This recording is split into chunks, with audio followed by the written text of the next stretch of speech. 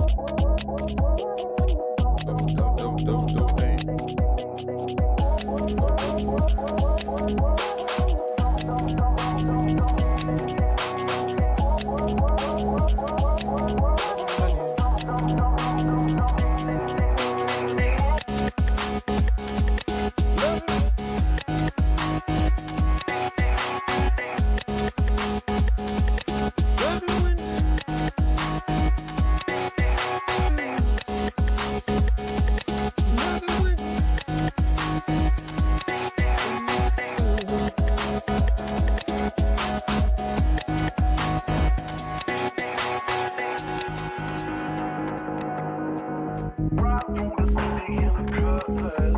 Big butt bitch, but she never touched it. So where you go, when you party just like I do. Labels on my dick, they used to push me off. That's cool. Take over the world when I'm on my dumb drunk shit. Look at all this money, ain't that some shit? Take over the world when I'm on my dumb drunk shit. Look at all this money, ain't that some shit? Take over the world.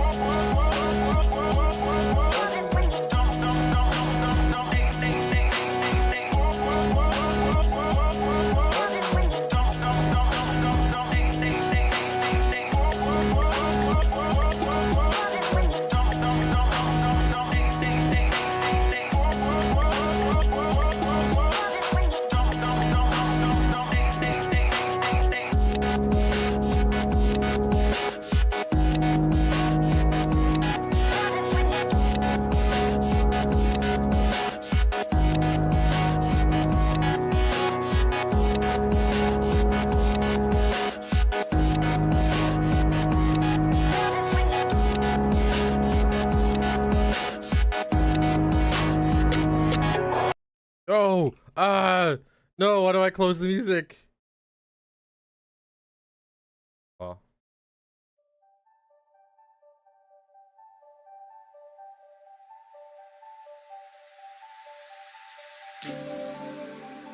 Sweet Louisiana robbing all the banks in the state of Indiana? Welcome in, Kyrian. How you doing? Welcome, welcome, welcome. In about 8 minutes here, we're gonna get started with our regular show. How are you doing today?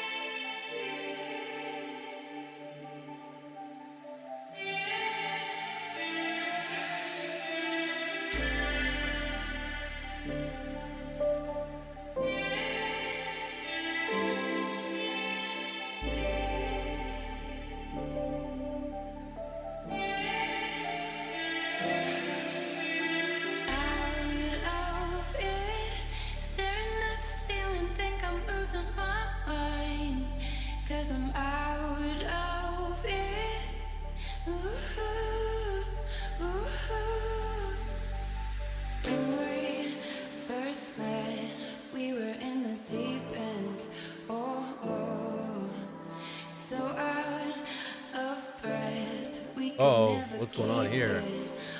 Let's try that again.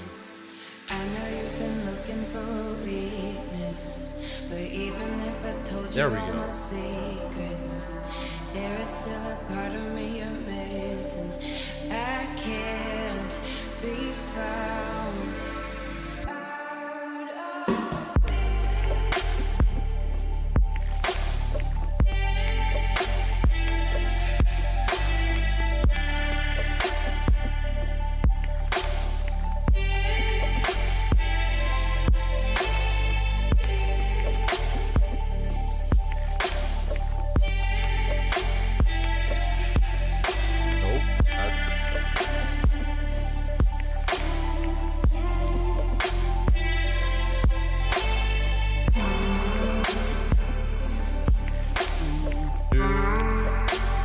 right, in about 4 minutes, everybody, we're going to be starting out with the show. Just give me a moment. I am setting up all the different chats for everything, just so that we have an equal representation of all the different chats across the different boards, across the different social media platforms.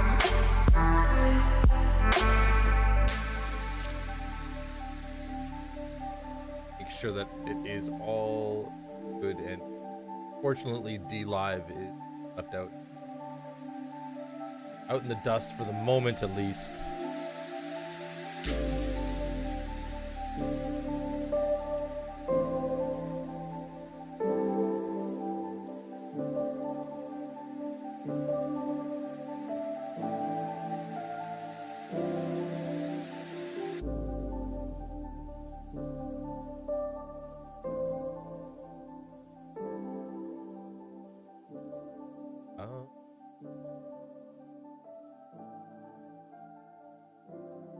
Okay, in 3 minutes we'll get started here, guys. We are going to be starting right on the hour.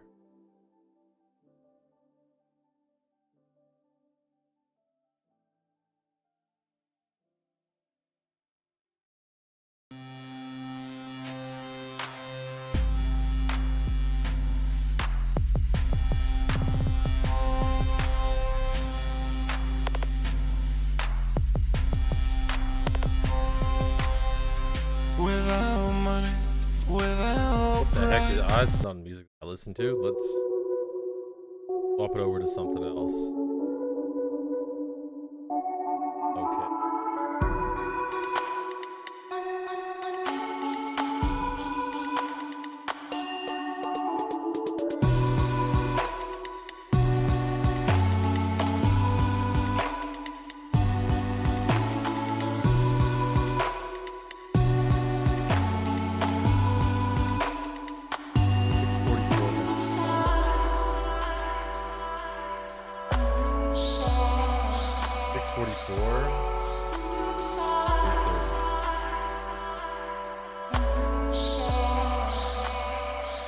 Left should be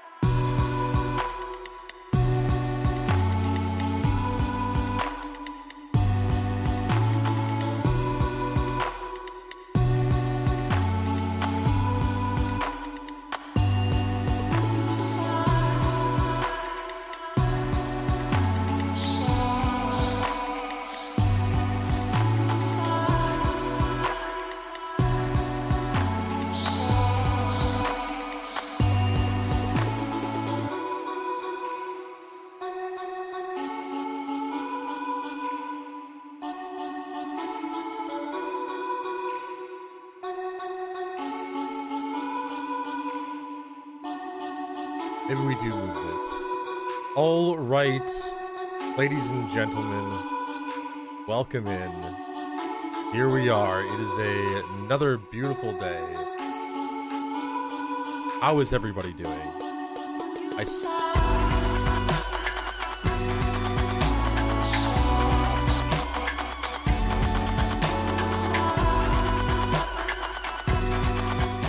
All right. Let's bring this back. I think I need to swap the camera out. Let's import in. What am I doing here, guys? Professional streamer kind of thing. Kick chat. There we go. That is kick chat right in there. And the icon The icon for it. Oh man, image at existing tick. Here we are. I think that should be good. I can't look at all. That is fine. We'll have to deal with it. We'll have to go with it. For my camera, oh man, I might have to move it a little bit too. What we'll do is we'll throw on some good old copyright-free background music just to start. We'll do royalty-free music.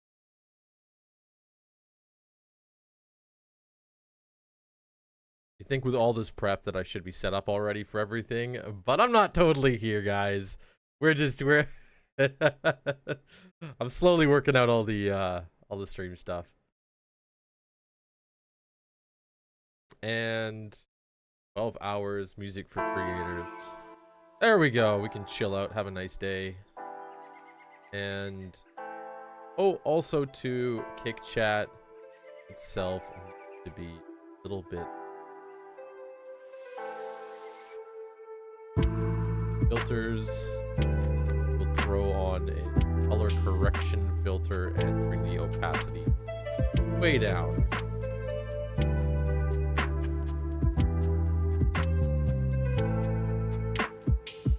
There we go. Close. And for our camera, there is this.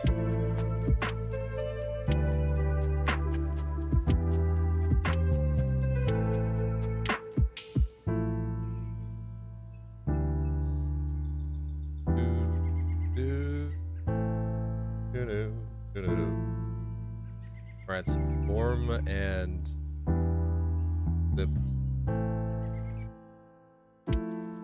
There we go. Pick myself right down in the all. Again, welcome in everybody. Professional streamer here, making sure everything is set up and correct.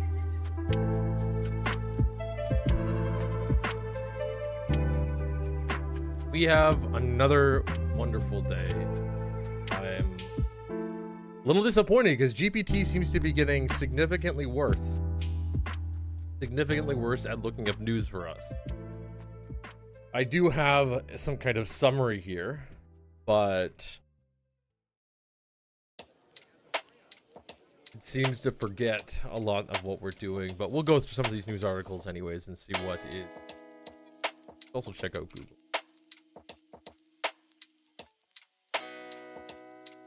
Headline.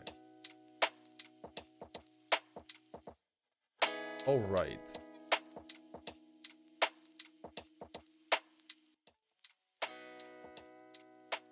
You dude. All right. COP28. Nations at COP28 in Dubai agreed on a roadmap for transitioning away from fossil fuels, making a significant step in the UN climate conferences. However, this agreement fell short of demands. Demanded phase out of oil, coal, and gas.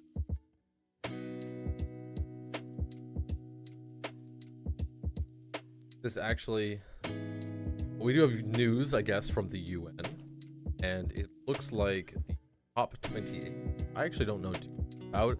I've heard a little bits about here and there, in terms of it being some kind of environmental thing about gas, but we'll take a read here and see what the article says. Reacting to the adoption of the outcome document, UN Chief Antonio Guterres said that mention of the world's leading contributor to climate change comes after many years which the discussion of the issue blocked. He stressed that the era of fossil fuels must end with justice and equity. Those who opposed a clear reference to phase out of fossil fuels in the COP28 text, I want to say that a fossil fuel phase out is inevitable whether they like it or not. Let's hope it doesn't come too late, added the Secretary General. The latest edition of the annual UN Climate Conference has been running in Dubai, the largest city in the United Arab Emirates, since the 30th of November. COP28 has been on schedule to close on Tuesday, but intense overnight negotiations on whether the outcome would include a call to phase down or phase out the planet. Heating fossils like oil, gas, and coal forced the conference into overtime. That's a sentence. Try this again. Let's see what it says. So, COP28 had been scheduled to close on Tuesday, but intense overnight negotiations on whether the outcome would include a call to phase down or phase out planet heating fossil fuels like oil. I guess that's whether or not they're going to be slowing down the usage or completely removing the usage of fossil fuels like oil, and then force the conference into overtime for a late night discussion. This main sticking point pit activists in climate vulnerable countries against some larger nations for the past 2 weeks. The science is clear. In his statement, Mr. Guterres said limiting global heating to 1.5 Celsius, one of the keystone targets set in the landmark 2015 Paris Agreement, will be impossible without the phase out of all fossil fuels. This is being recognized by a growing and diverse coalition of countries. The negotiators at COP28 also agreed the commitments to triple renewable capacity, double energy efficiency by 2030, and made progress in relation to adaptation and finance. Other progress was also made in retaliation to adaptation and finance, including the operationalization of the Loss and Damage Fund, even though financial commitments are limited according to the Secretary General. But the UN chief stressed that much more is needed to deliver climate justice to those on the front lines of the crisis. Many vulnerable countries are drowning in debt and at the risk of drowning in rising seas. It is time for a surge in finance, including adaptation, loss and damages, and reform of the international finance architecture. He said the world cannot afford delays, indecisions, or half measures, and insisted that multilateralism remain humanity's best hope. This is essential to come together around real, practical, and meaningful climate solutions that match the scale of the climate crisis. Lifeline, not a finish line. UN climate chief Simon Steele said genuine strides forward were made at COP28, but initiatives announced in Dubai are climate action lifeline, not a finish line. Mr. Steele said the global stockade, which aims to help nations align their national climate plans with the Paris Agreement, had clearly revealed that progress is not fast enough, but is undeniably gathering pace. Still, the current trajectory is just under 3 degrees of global warming, equating mass human suffering. According to the climate chief, which is why COP28 needed to move the needle further. Speaking to reporters outside the main hall, Mr. Steele said that COP28 needed to signal a hard stop to humanity's climate problem, fossil fuels and their planet-burning pollution. While we didn't fully turn the page on fossil fuels here in Dubai, this is clearly the beginning of the agreement is an ambitious floor, not a ceiling. So the crucial years ahead must keep ramping up ambition, climate action. What else happened at COP28? The Loss and Damage Fund, designed to support climate-vulnerable developing countries, was brought to life on the first day of COP. Countries have pledged hundreds of millions of dollars so far for the fund. Commitments worth $3.5 billion to replenish the resources of the Climate Fund. New announcements totaling over $150 million for the Least Developed Countries Fund, LDC, Special Climate Change Fund, SF. An increase of $9 billion annually to the World Bank to finance climate-related projects, 2024 and 2025.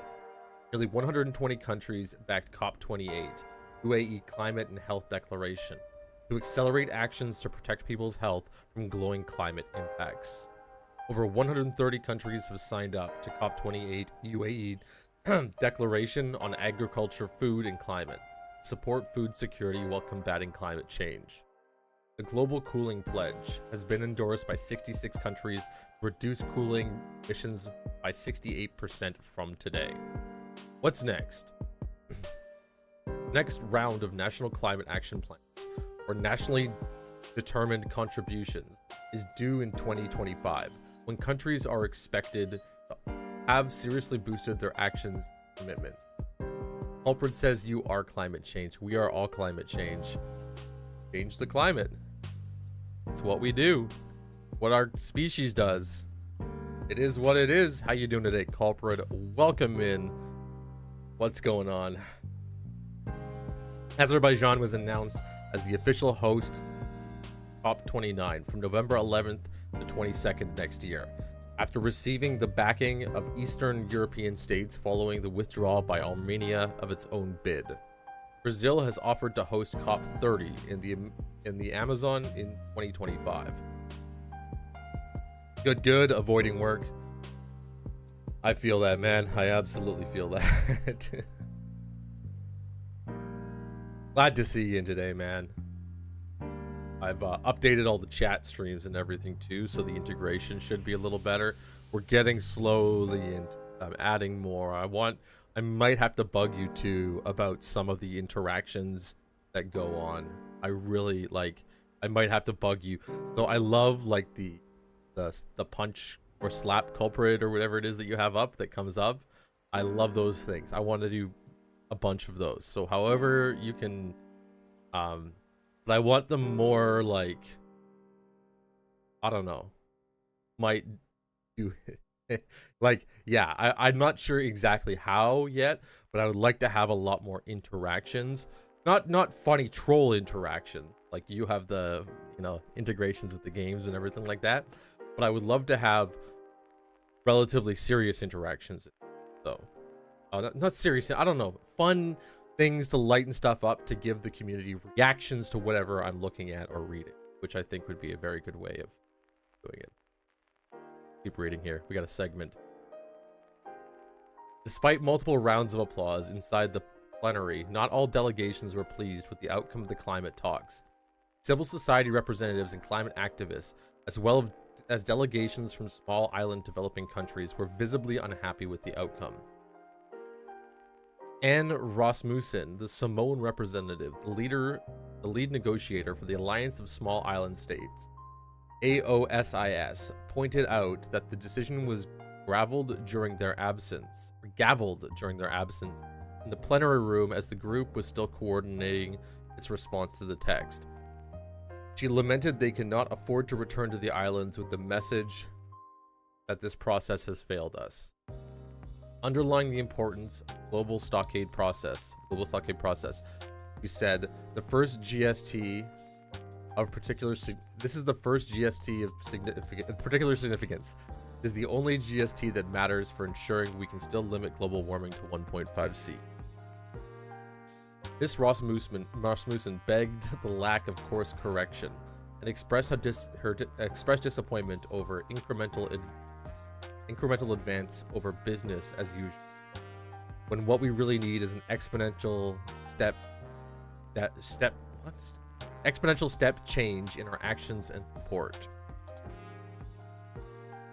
I'm having a little bit hard time. Like, I'm very pro-environmental, but usually when you have somebody kind of response and a picture of somebody crying, there's like an immediate effect, like that if we don't do it, then my people that I represent, farms and coasts, will be destroyed by raising water levels. I don't know, it might even be the case, but it's really odd to just be like the way that they're framing it. And this could just be the person writing the article. They're framing it like this person is just crying because they're not getting, or they're not, the actions are not extreme enough, which with no like resolution. So you want like kind of a resolution, or at least some kind of actionable step forward to get to. Doesn't mean she doesn't have it, but it's weird the article doesn't mention it at all. And this is from the UN, so who knows.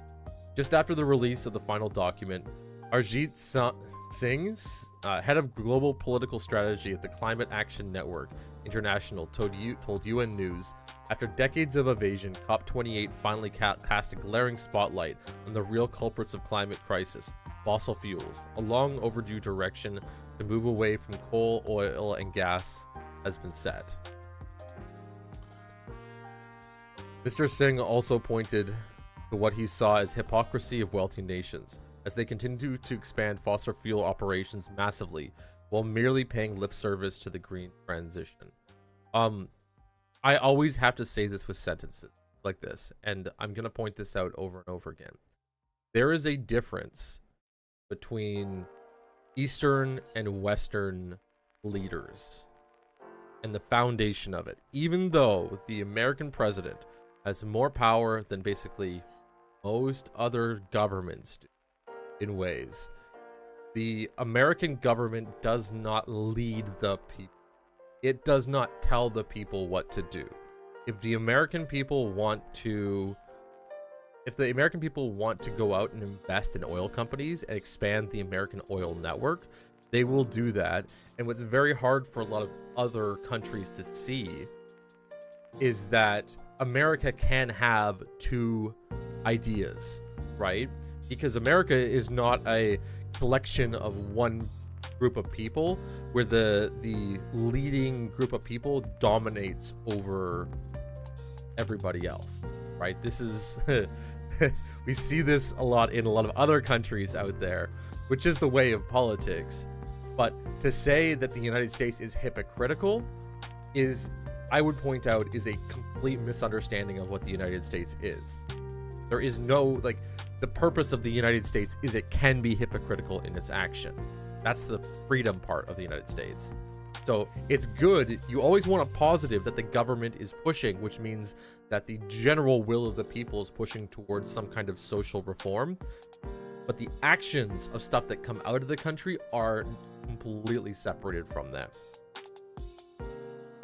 Developing countries still dependent on fossil fuels are, he said, left without robust guarantees for adequate financial support in their urgent and equitable transition to renewable energy. While this COP recognized the immense financial shortfall tackling climate impacts, the final outcomes fall disproportionately short of compelling wealthy nations to fulfill their financial responsibilities, he added. And it comes with a weird perspective too, which I'm pro environmental action and preservation. But there's a lot of other countries that they're not based on the exact same levels of freedoms the United States is, quote unquote. And so they assume that the United States is going to move in the same moral weight that their country would under the rulers of their country. The United States won't do that, right? If you disagree with them, part of it is that they can disagree with you and still continue doing what they're doing. And then the legal system comes in and makes a decision whether or not that thing is unjust. Most of the time, and I've noticed this is a trend in a lot of other countries, the government has almost like a dictatorial hold over the social structure of the country, and people in there don't really understand it. A lot of the times, again, they'll say, like, why doesn't the American government just do this about climate change? Why doesn't the American government do this about war? And really, it's because the American government is not that level of you do this, you do this. The American government is, what do you people want? Well, some people want climate action and some people want lots of oil. So how do we build a world that is of both? Because we are not given the power to stop anybody from doing anything that is, like, not stealing, right? If it's not stealing, it's all good. So kind of a weird, it does, and maybe it doesn't make sense to a lot of people outside the United States, but that is what it is. All right. Any big news that you've seen today, Culprit? Anything that you have gone over? I'm getting kind of sick of just seeing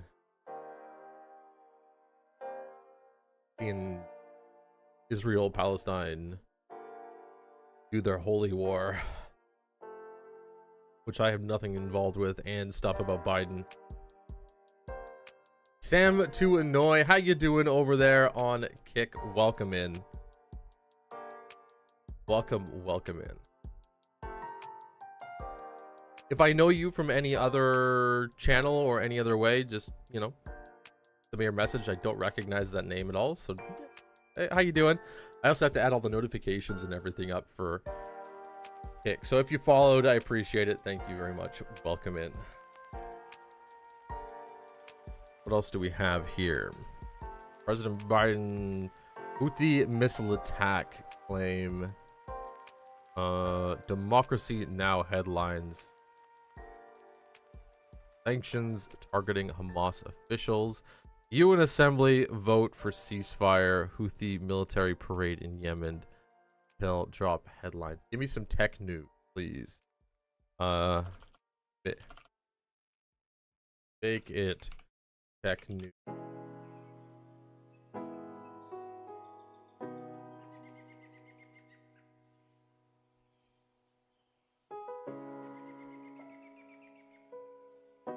Probably should update the tickers too. I think they are. Sometimes they freeze up and repeat the same stuff. Or maybe this RSS feed I have it going to actually sucks. I think that's probably it. I think that is probably it.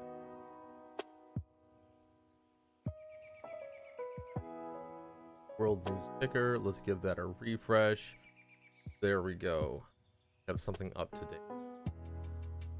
Intel drop. There we go. Tech news. Oh, it's not. It hasn't done it yet. Right. What does Google Tech News tell us? Google Gemini versus OpenAI's ChatGPT. I don't care until I can actually use it. I know there's a lot of talk around it. Doesn't matter too much. Google Maps is ditching cloud-based location history or private. What is this? Google Maps is ditching cloud-based location history for a more private solution. Your location history will be stored locally on your device going forward, but you can still opt for an end-to-end encrypted backup. It's no secret that Google Maps keeps tabs on your every move with its timeline feature, which logs all your pit stops and the routes you take. As long as you're signed into your Google account with location history enabled, it's off by default. Google collects all this juicy information and secures it in the cloud, promising it's encrypted. But if you're the paranoid type, the company will soon give you the option to stash your trips directly on your device. In the coming year, Google is planning to switch things up by defaulting to saving your timeline directly to your device instead of the cloud. You'll also have the option to wipe out bits or whole information dossier, whether or not you want, and disable location history completely. When you're jumping ship to a new device and want to keep your data close, you'll always have the option to back it up to the cloud. Google assures you it'll lock it up with encryption. What's up, Monty? How you doing today? Welcome into the stream. It looks like Google actually has a +1, a thumbs up for personal security, which is not something that I thought that Google would do. And my suspicion is it's mostly because they're running out of space. Everybody's getting this right now with Google. I'm pretty sure. Hey, you're running out of space. You're running out of space. You're running out of space. Spend money. Spend money. Well, from a business perspective, they are running out of space. A lot of the space, which we've seen over the past few years, we've seen storage move towards the cloud. And I personally have been really confused about the business model where they're just going to store infinite data for free, essentially. People say that, you know, we can sell that data and make money off of it, but I don't know if that's true for the amount of data. Like, I don't know if the amount of electricity that it takes to store location data on the cloud is worth the amount that you get from being able to spend that or to sell that data to people. So I can see Google making the choice, easily making the choice to move towards utilizing people's local storage, especially as phones get bigger and bigger and bigger and tablets get bigger and bigger, we start to see 64, 128, 256 gigabyte plus devices. Good thing. This is dubbed for Google. Kung Fu Panda 4 trailer. We'll check the Kung Fu. We'll do it. We'll do Kung Fu Panda 4 trailer a little later as a react, Monty. Okay. When we're doing YouTube videos and we're doing all the reviews and everything like that, we'll actually check that one. Another significant update is the shorter default amount of time before your location history is auto-deleted. Soon, when you turn on your location history, the default auto-delete time shrinks to 3 months.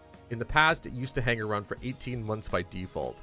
If you're the sentimental type, you can extend the timeline's lifespan or turn off the auto-delete option. Google Maps has another nifty trick up its sleeve soon. You can erase all traces of your trips with just a few taps. Say you have a favorite hangout spot and you want to keep it to yourself, you can wipe the slate clean right from the app. Whether it's searches, directions, visits, or shares, the handy feature is making its debut on Maps for Android and iOS in the next few weeks.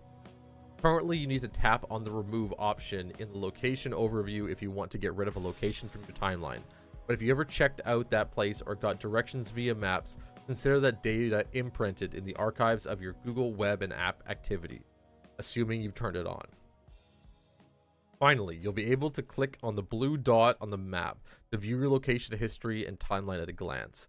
It allows you to tweak what you share and store on maps, all without having to dive into the settings. Currently, the blue dot only gives you some neat shortcuts for parking saves and location sharing. Keeping secrets can be tricky in the digital age. We're all hostages to big companies, hoping they throw us a privacy bone. At the very least, Google Maps is stepping up with some nifty location controls so we can wrestle back some control over where our data is stored, which is good. Again, as we get larger and larger phones, storage devices, I think it should be on the consumer. It should be on you. It should be on me to make sure that we are storing our data correctly. And I think having companies give us more tools to do that, always a big dub. It is always a thumbs up.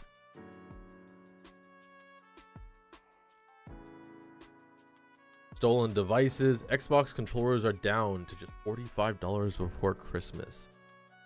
We got this is where news becomes advertisement, and I don't like it. Come on, GPT. Not give me tech news? Why are you gonna be so dumb? Why do you gotta be so dumb, GPT?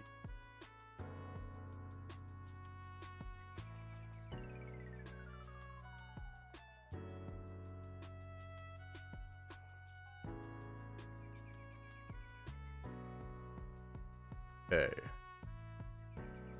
20 best video games. Meta begins testing for rival multimodal AI and Ray-Ban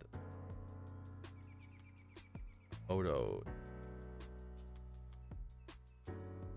Spider-Verse game.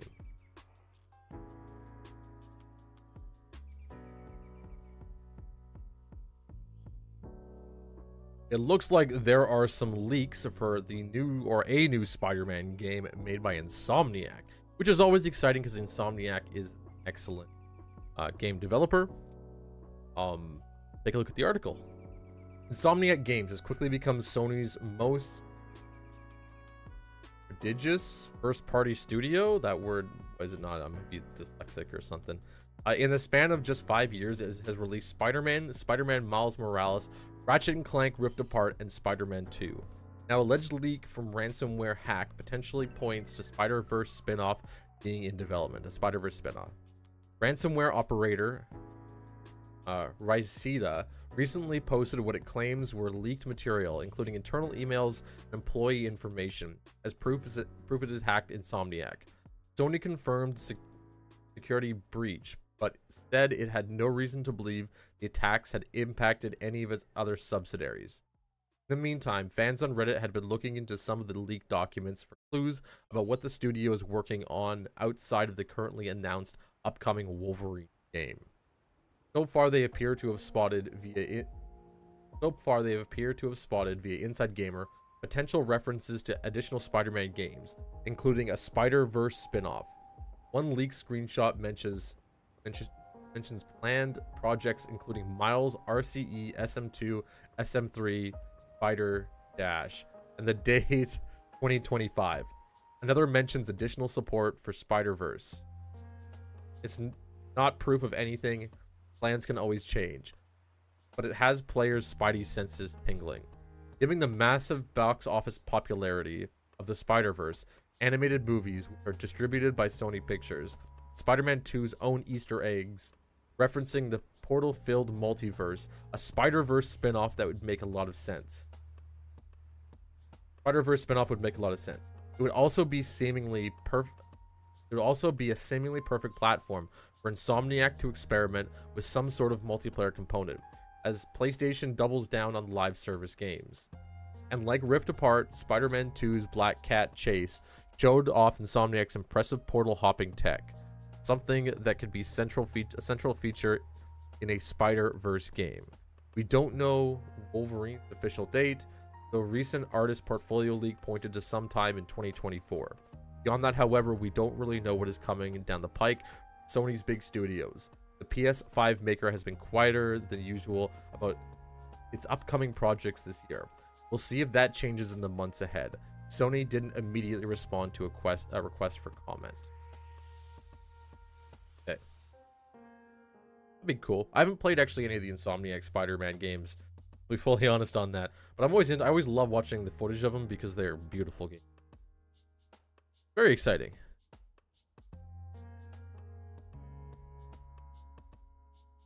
Is there, let's take a look. Kung Fu Panda 4. Monty. Let's take a look. IGN. Well, let's watch it right now, I guess. I've only seen the first Kung Fu Panda. I have not seen the rest of them, so excuse my my lack of knowledge of the Pandaverse, okay? Let's quickly pause the music so we can watch the trailer here. All right, Kung Fu Panda 4 official trailer. It is time to take the next step on your journey. I'm not going to be the Dragon Warrior anymore? You will advance to spiritual leader of the Valley of Peace. Inner peace. Inner peace. Keep your surf off my turf! Dinner, please. Dinner with peas in a sesame soy glaze. This is not working at all. Can I just point out how beautiful these trailers are, or at least the movies are in general, whenever I see screenshots of them? I know there's a TV series that was kind of ugly, but even then, I love the animations. I love the facial expressions of this series. Like, look at the fur. Look at the amount of work that has gone into making this character. Even his little chin strap, or his chin little beard thing, is amazing. Tai Lung, big fan. Once I possess the kung fu of every master villain, no one will dare question my power. Not even the great Dragon Warrior. Who's that? The most powerful shape-shifting sorceress, the Chameleon. How do I find this, the Chameleon? I'm gonna lead you right to her front door. It was against an army! The music is a little weird. Then we'll just have to get an army of our own.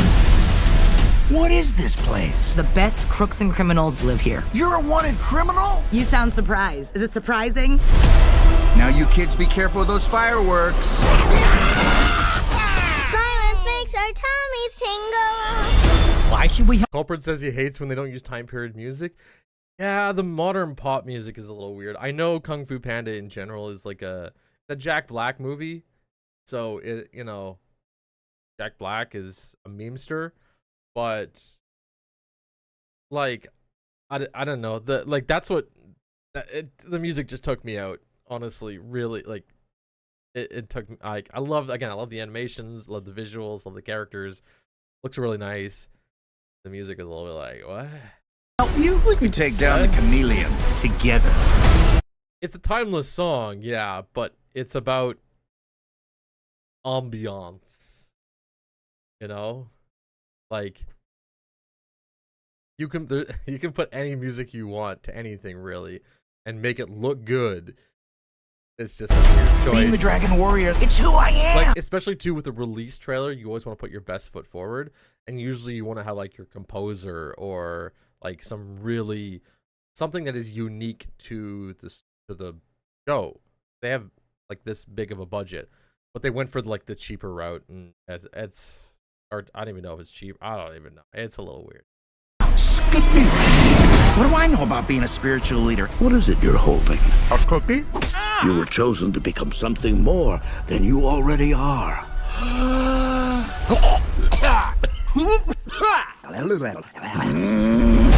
How should we do this? Quick and painless? Or slow and painful? Slow and painful.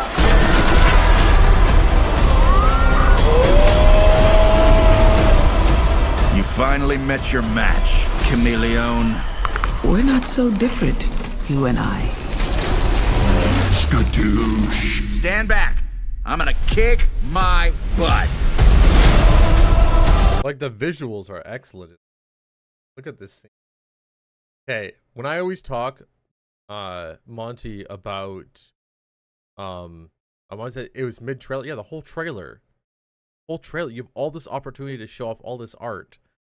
You go and you pick, like, an old song that has literally nothing to, I don't know. It's just, it's a weird mismatch, you know? It's like putting Linkin Park music to anime, right? You can do it. But crawling in my skin as Bleach fucking characters bounce around, it's like, okay, interesting. I'm sure it works. But what I want to point out, though, is good framing, right? Like, this is like, we always talk about this over and over again about like good story creation. I need to brush my hair. I want to get longer so I can like pull it back and I get like the whatever. Anyways, sorry. This is like a good story, right? You can tell somebody's angry, somebody is a little bit nervous about how angry they are. There's like some evil stuff going on in the background, so you know it's an unsafe space. This is a good, like, the Kung Fu Panda movies have always been excellent. You have a long hair, not worth. Believe it or not, I used to have like a bright blonde afro when I was growing up. That was my hair. And then as I got older, it kind of straightened out to whatever it is right now. But every frame you take a look at the Kung Fu Panda series, it is just Once I it is a story in motion. possess the kung fu, Great. It is a big story in motion. Front door. You can tell just right away by the frames kind of what's going on. Sulack, this is Sulack Pro, exactly the Supro.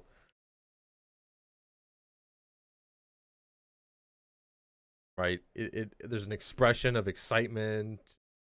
If have like they're in a group and you know there's something going on.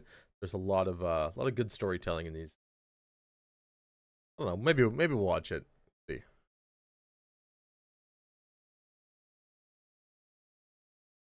Anything else? Any other big releases? Got Kung Fu Panda news, entertainment. Let's take a look and see what's in the entertainment industry. Andre, actor on host. Oh, he died. This is the guy who died. Wow. Okay. Oh, I heard New York Times gonna do. That's sad. That's sad. He was a funny guy, and he always made. I found his parts. They were always him playing the not funny guy, which was funny all the time, right? Let's read this article.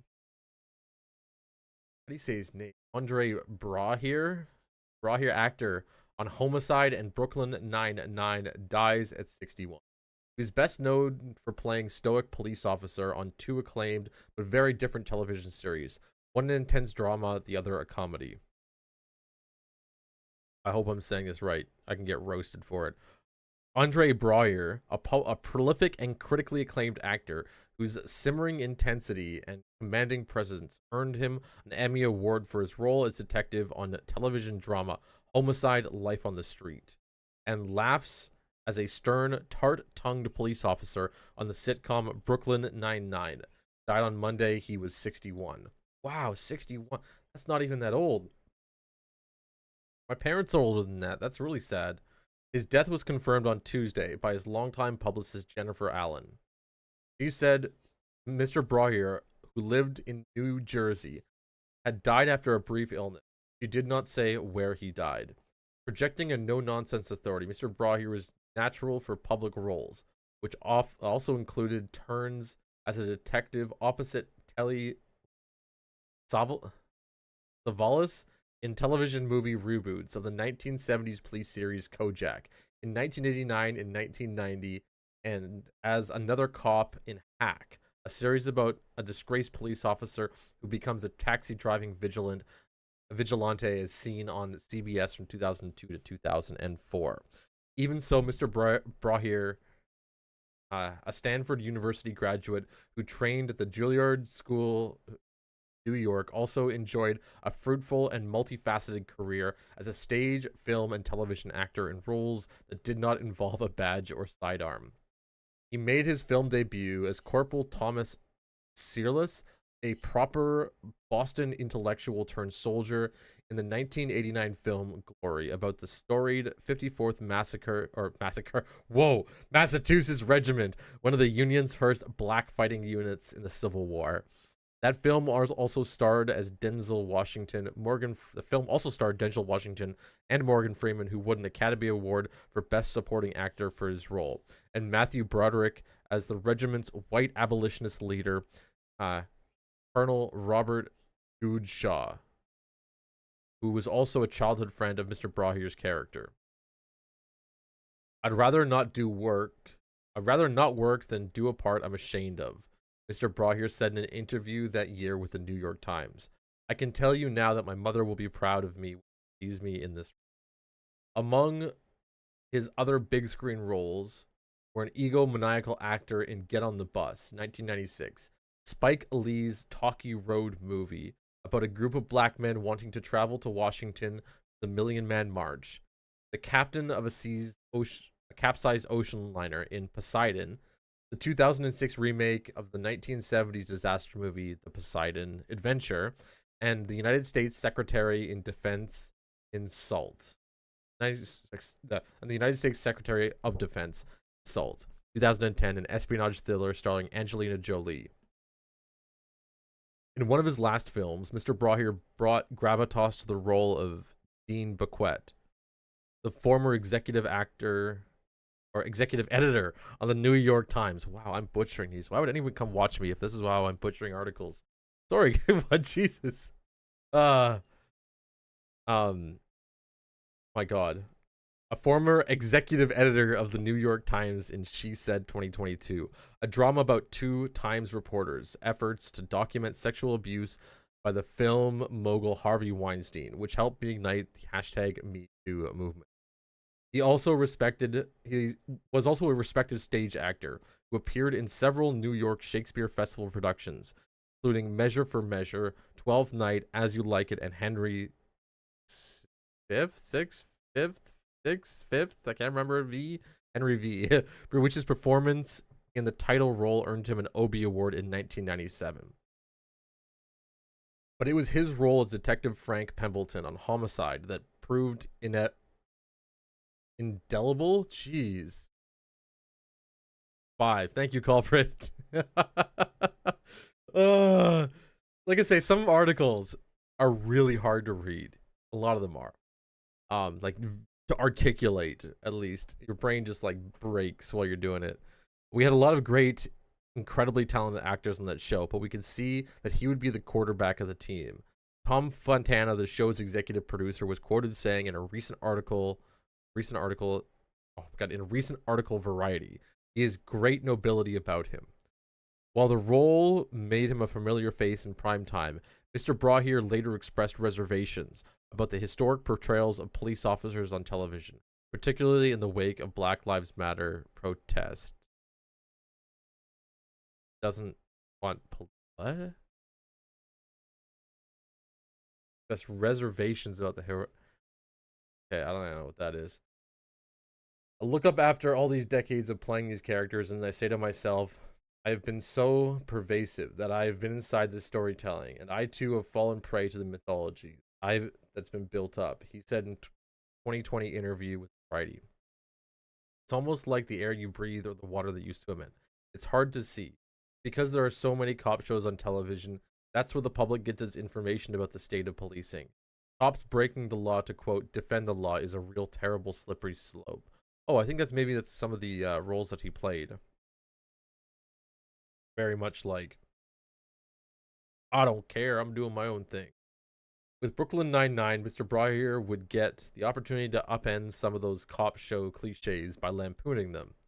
Andre Keith Brahir was born in Chicago on July 1st, 1962, and grew up city's west side. His mother, Sally, worked for the United States Postal Service. His father, Floyd, was a heavy equipment operator at the state of Illinois. We lived in the ghetto, he told the New York Times in 2014.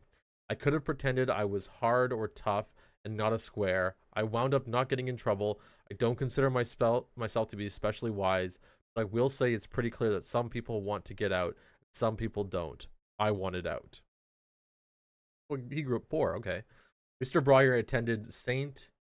Ignatius College Prep, a prestigious Jesuit high school in Chicago, and later earned a scholarship to Stanford University. His father, who wanted him to be an engineer, was furious when he gravitated towards acting instead. Show me black actors who are earning a living, he recalled. His father told him. What the hell are you going to do? Juggle and travel the country? After graduating from Stanford with a major in mathematics, Mr. Brahir earned a Master of Fine Arts degree at the Juilliard School. Mr. Brahir insisted on living in New Jersey, even though he often worked in California.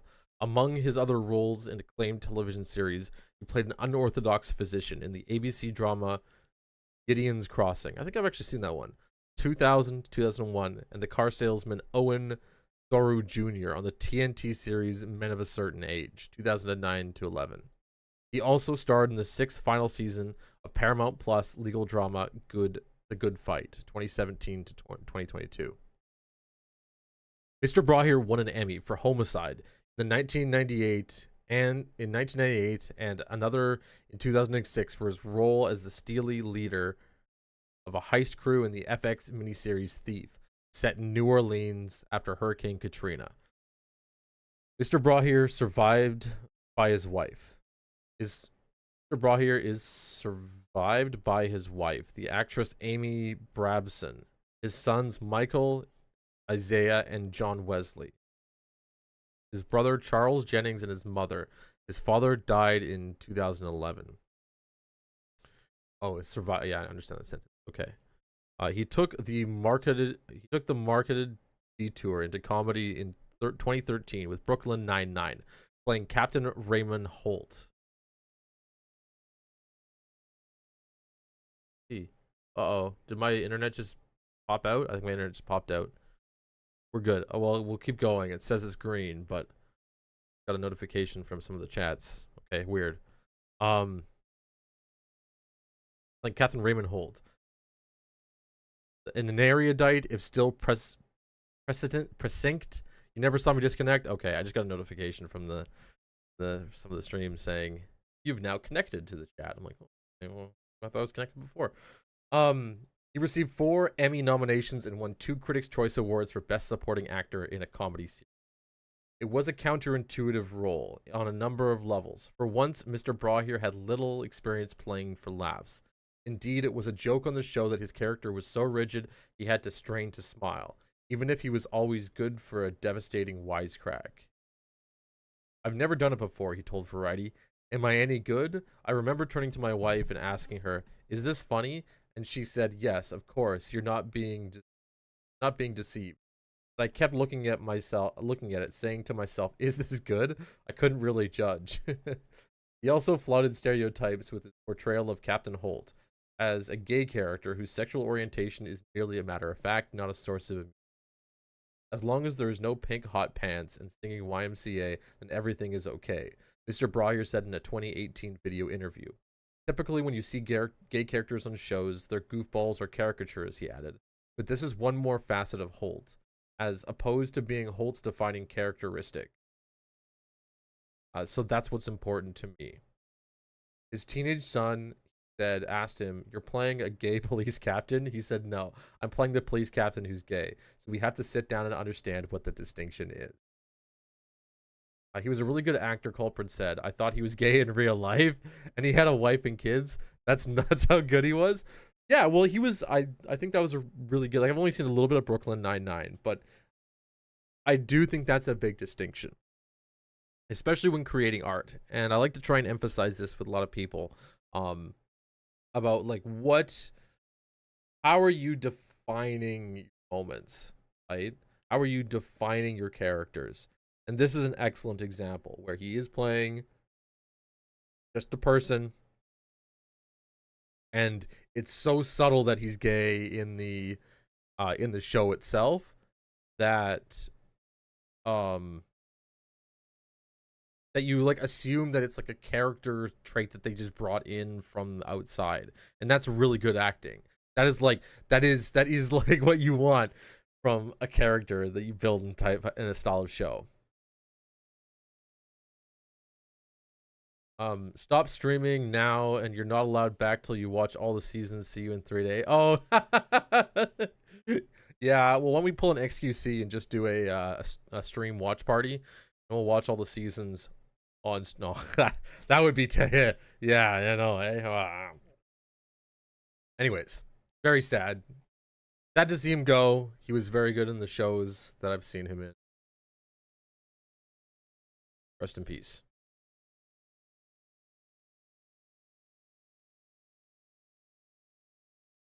Okay. I've seen quite a few, but Dakota Johnson sleeps up to 14 hours a day. People don't know whether to care about somebody's sleep cycles. Rama, how is this entertainment?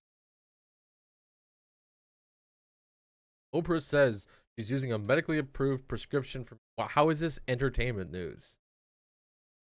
It's not about the entertainment. It's about the actors, the drama. Stomach. Home isn't bad for your studies. Movies. Kung Fu Panda. Glenn Powell. Sydney Sweeney. Okay, give me 1 second here, guys. I'm just gonna go quickly talk to somebody here. I'll be really quick.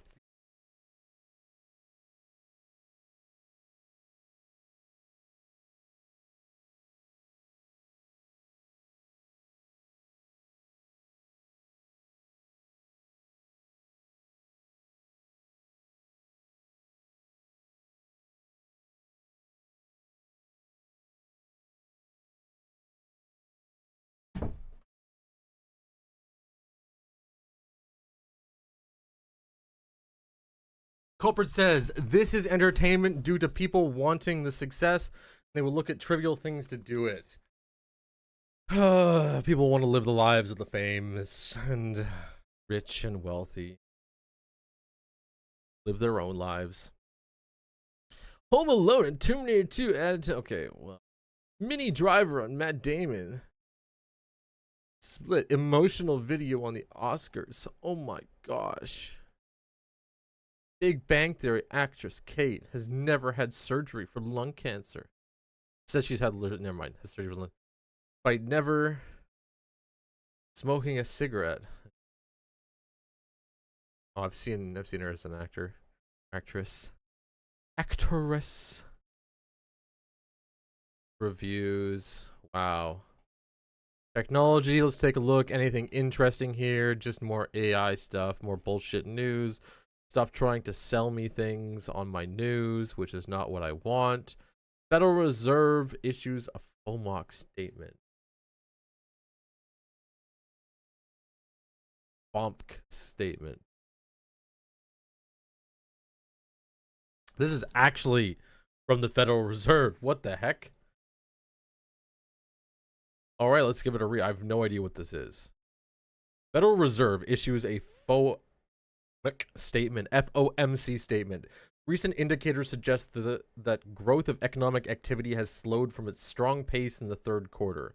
Job gains have moderated since earlier in the year but remain strong, and the unemployment rate has remained low. Inflation has eased over the past year but remains elevated. U.S. banking system is sound and resilient. Tighter financial and credit conditions for households and businesses are likely to weigh on the economic activity, hiring, and inflation. The extent of these effects remains uncertain. The committee remains highly attentive to inflation risks. The committee seeks to achieve maximum employment and inflation at the rate of 2% over the longer run. In the support of these goals, the committee decided to maintain the target range for the federal fund rate at 5.25% to 5.5%. The committee will continue to assess additional information and its implications for monetary policy. In determining the extent of any additional policy firming that may be appropriate to return inflation to 2% over time, the committee will take into account the cumulative tightening of monetary policy that lags with the monetary policy affects economic activity and inflation, and economic and financial developments. In addition, the committee will continue reducing its holdings of Treasury securities and agency debt and agency mortgage-backed securities, as described in its previous announcement plan. The committee is strongly committed to returning inflation to its 2% objective. In assessing the appropriate stance of monetary policy, the committee will continue to monitor the implications of incoming information for the economic outlook. The committee would be prepared to adjust the stance of monetary policy as appropriate if risks emerge that can impede the attachment of the committee's goals. The committee's assessment will take into account a wide range of information, including readings on labor market, inflation pressures, inflation expectations, and financial and internal developments. Voting for the monetary policy actions were Jerome H. Powell chaired, and then a bunch of the names that are in here. What is this? Stuff hurts my head. Inflation returning to its 2% objective. Inflation's never been 2%, as far as I'm aware. And I really this statement right here: the U.S. banking system is sound and resilient. Tighter financial and credit conditions for households and businesses are likely to weigh on economic activity, hiring, and inflation.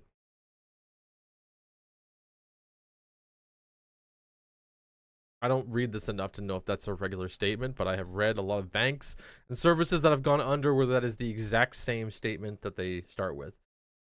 Our company is sound and resilient.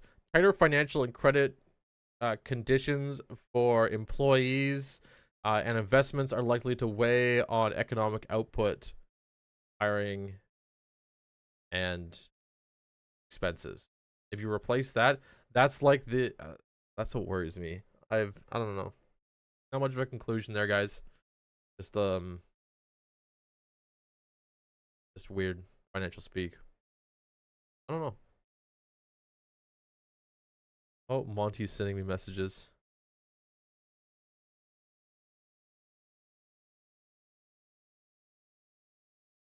Okay.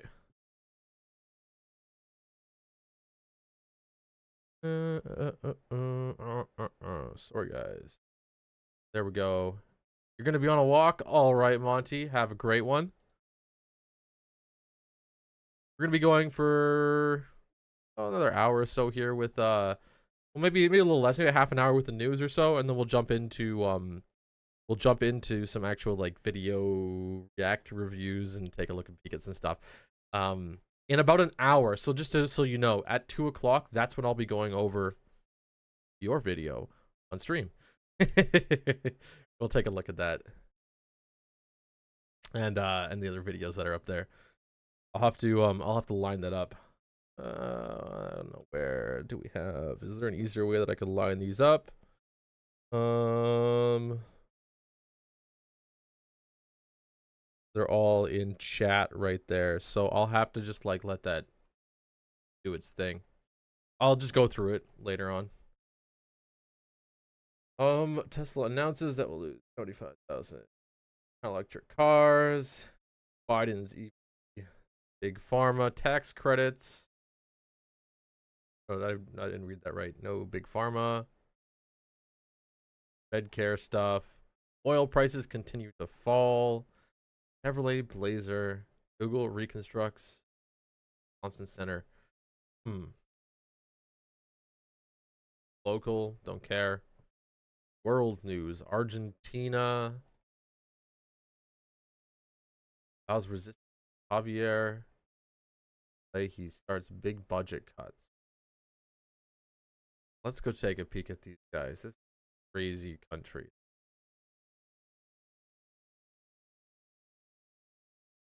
Argentina's left vows. Oh my God, let's try that again. Argentina's left vows resistance. Javier Milei. That's out sharp budget cuts. Argentina's powerful left has vowed to fight austerity measures set out by the new maverick libertarian President Javier Milei after his government pledged to halt new public works, half government ministries, and slash subsidies in an attempt to balance the budget next year. Union leaders called urgent meetings as Milei announced more details of his shock therapy plan, while Axel Kilikov, of the governor of Buenos Aires province from the left-leaning populist Peronist movement, promised, "We are going to fight boldly. We'll have to be much more creative and much more militant." Milei's new government will reduce transfers to political or to provincial governments, increase import taxes to 17.5%, and restore personal income taxes cut by the outgoing government, according to announcements on Tuesday and Wednesday, as it pushes to quickly eradicate the estimated budget deficit of 5.2% of the GDP. Union founder and campaigner Juan Grabois described economic minister Luis Caputo. So this is normally, guys, why too I don't want to do like full world news that much because I'm not very good at it, but we have been reading this a little bit anyways. We've been going through and following up on what's going on here, so I figure this is a good read. It's absolutely killing me trying to read everything, but it's still, I think it's still useful information, so we'll do our best to get through it. Union founder and campaigner Juan Grabois described economic minister Luis Caputo as a psychopath on the verge of massacring his defenseless victims. He said on X, "Do they seriously think people aren't going to protest? People won't allow themselves to be led to the slaughter." Milei's government argues that the reforms are badly needed in the face of persistent deficits. The country also faces inflation expected to top 200% this year, empty government coffers, and looming recession. Inflation is going to kill more people than anything else. That's more important. I don't know if your country is going through like hyperinflation, almost like, well, that is hyperinflation to the point where it's 200% over the year. There needs to be extreme measures because a lot more people are going to die if inflation doesn't get under control. Presidential spokesman Manuel Adorni told a press conference on Wednesday, this government has not been left a patient with a toothache. We have found a patient with invasive care on the verge of dying. Milei's plans won a cautious endorsement from financial markets as his government revealed its plans for the crisis-hit economy, beginning on Tuesday with a currency devaluation of more than 50%. Argentina's sovereign bonds rose the most for 2 years after Caputo announced a list of economic measures, with the benchmark 2035 bond adding 1.3 cents to the 34.9 cents on the dollar Wednesday, according to Bloomberg. In a pre-recorded television message on Tuesday evening, Caputo dwelled at the length on dire state of the economy, but was short on detail. The message was delayed several times, with local media reporting that it was being re-recorded. There is no more money, Caputo said several times during his address. After campaigning on a pledge to take a chainsaw to the state, close down the central bank, and swap out the peso for the US dollar, Milley quickly pivoted to economic orthodoxy once he had won the election. Economists described the initial measures that followed his Sunday inauguration as relatively conventional set of spending cuts and tax rises to balance the budget. The IMF, whom Argentina owes $43 billion, was quick to welcome the bold measures, but some economists expressed disappointment that Capito had not gone further. Carlos Laconin, a former president of the state-run Banco Nacion, said his plans were milder than expected. So far, he has just swapped a chainsaw for the blender. A breakdown provided by the government on Wednesday estimated revenue-raising measures would yield 2.2% points of GDP, while spending cuts would deliver 2.9% points, moving the overall budget next year close to a balance. The fiscal adjustments is aggressive, though risks surrounding execution remain in a difficult political situation, as analysis at CD. Keeping capital controls for longer may also be helpful to manage short term. Argentina has artificially fixed the peso's exchange rate since 2019 and created a complex web of controls and taxes on imports and exports. The Milley administration aims to phase these out and unify the exchange rate, but says it needs to move gradually. We're almost on the article here. We'll get through it. Milley has already warned that the coming months will be worse for Argentines before the situation improves. Analysts at JP Morgan predicted a recession next year, with GDP falling by 3%, and add that risks are skewed to the downside. With more than 40% of the population in poverty, the government announced it would try to offset the impact of the spending cuts on the poorest by increasing the value of food cards by 50%, and doubling child benefit payments.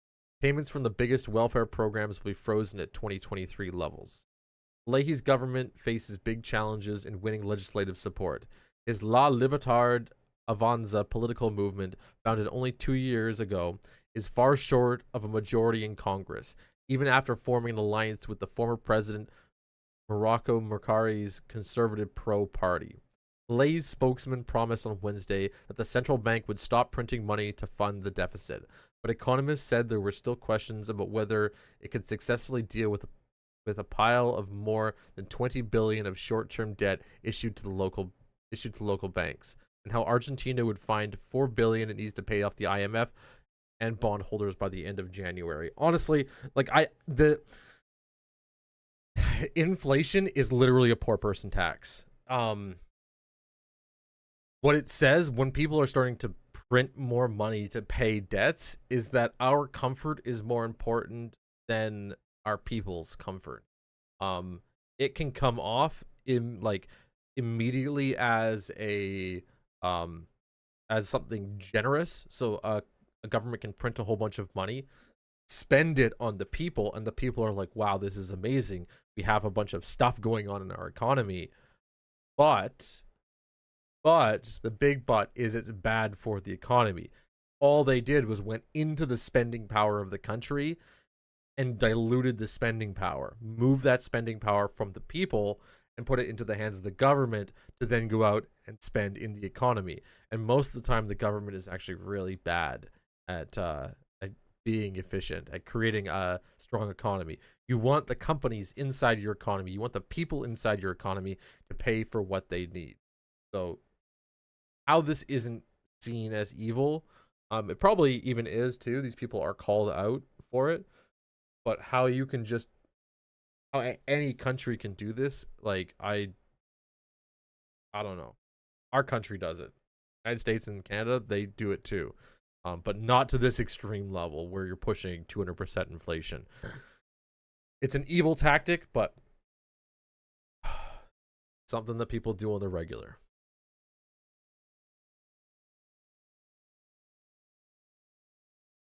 Let's go take a peek at IGN. Give me some news, IGN. Whoa, this is a totally different. I haven't been to IGN in a long time. News. All news. What do we have? DayZ Rust teams troll the day before studio. Short article, we'll give it a go. DayZ Rust teams troll the day before studio's closure announcement. In case you haven't heard, Fantastic, the developer behind the day before, announced its closure less than a week after launching its zombie game in early access. To accompany the announcement, Fantastic posted a statement on Twitter that was oddly structured, which included, in the end, an abridged timeline of Fnatic's history from stem to stern. Not long after the statement was released, the developer behind DayZ and Rust decided to troll Fantastic. DayZ developer Bohemia Interactive was the first to troll Fantastic with a statement of them celebrating DayZ's 10th anniversary of its release in early access, even though it's not for another 5 days. Bohemia Interactive also took a few other jabs at Fantastic, including how the early access version of DayZ launched with Melee. I don't know if the DayZ guys are ones to gloat. Today we want to preliminarily set it for no reason at all, the remarkable 10th anniversary of DayZ. It is with immense gratitude we commemorate a decade of passion, creativity, and the unwavering support of our incredible community. In this milestone moment, we are delighted to announce the thriving success of DayZ, our groundbreaking MMO experience that has captivated the audience worldwide. This is a very European style. Okay. This is like a lolcow like response. I'll keep reading it, but I think the DayZ team are like not fully socially aware human beings. Like, this is just super awkward to read. This milestone moment, we are delighted to announce the thriving success of DayZ, our groundbreaking MMO experience that have captivated audiences worldwide. This open-world survival masterpiece, enriched with years of dedication, has truly flourished into a gaming marvel.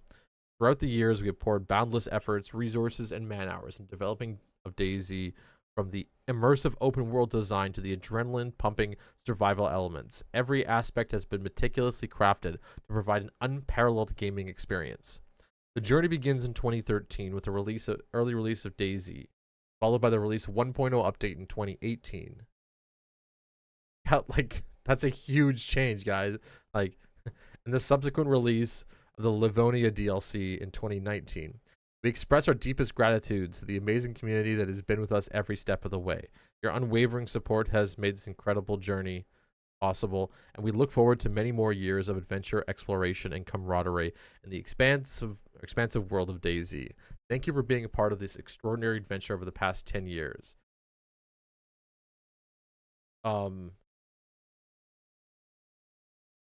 This is stupid.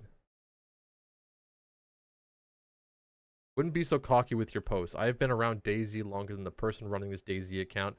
The game is still a broken mess. Sure, it's being worked on, but it's not improved. Mods are DayZ's only current saving grace. Remember that.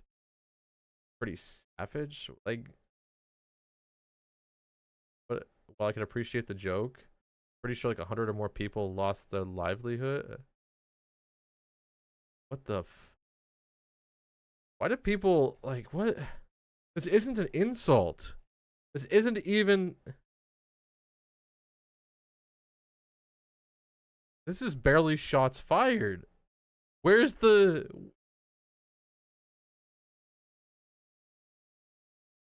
This is... I don't get this with people in general. And I've seen this happen a lot where... Normally insults, you want to, like... You gotta have some kind of beef first. The person has to beef with you. And then you can say back, like, well, this is all the things that I've done. If the person isn't beefing with you, and you just walk in the room and you're like, I'm better than everybody here because I've done something, which is kind of what this is. There's so many people out there that will go, oh, that's a big insult. Oh my God, this is such a big insult. Wow, they think it's like, no, what? There's nothing clever about this. There's nothing. If I've been on the receiving end of this stuff before, where it's like, unless there's something that I'm missing, it's just like, where is the, how is this smooth? What are these responses? There's no insults. They didn't do anything. There's no beef. There's nothing. What a waste. Like, I just don't. Y'all got every right to flex. Why? Like, props to you guys for this cold-blooded.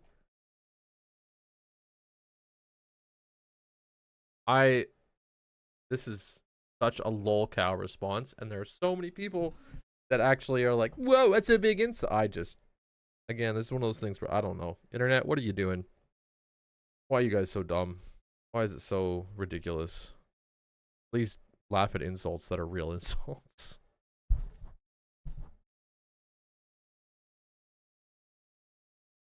Okay. What else do we have on IGN? Spider-Verse game stuff. We've gone that. Kung Fu Panda. Sonic Mania Plus. George Clooney.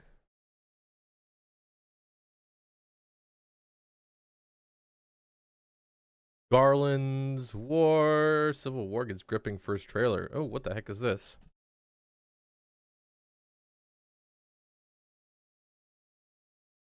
All right, well, let's give this trailer a go. We'll take a look. Alex Garland's Civil War gets a gripping first trailer. The uprising will be dealt with swiftly. Alex Garland's Civil War is about to rock America with a gripping first look teaser trailer. Set in the near future, Civil War follows a journalist played by Kristen Dunst and a group of friends and colleagues as they make their way through the fractured USA to head to Washington, D.C. Alongside Dunst, we find Stephen McKinley Henderson, Wagner Moura, Kaylee Spain, with some appearances from Jesse Pymons and the inimitable. Oh my gosh, these words, man. Nick Offerman is the president of the United States. Check out the trailer below. Let's take a look at this trailer. 19 states have seceded. The United States Army ramps up activity. The White House issued warnings to the Western forces as well as the Florida Alliance. The three-term president assures the uprising will be dealt with swiftly. Let me know if you want to try anything on. I guess aware there's like a pretty huge civil war going on all across America. We just try to stay out. With what we see on the news, seems like it's for the best.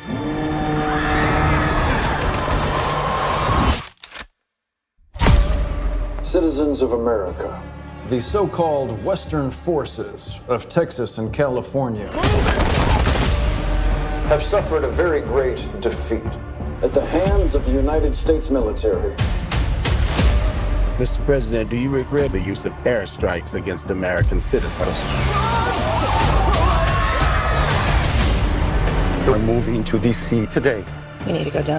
Bit of fear mongering. I know the Civil War is on the Americans' minds right now, but They shoot journalists on sight in the Capitol. Every instinct in me says this is death. Bloody. Every time I survived the war zone, I thought I was sending a warning home. Don't do this.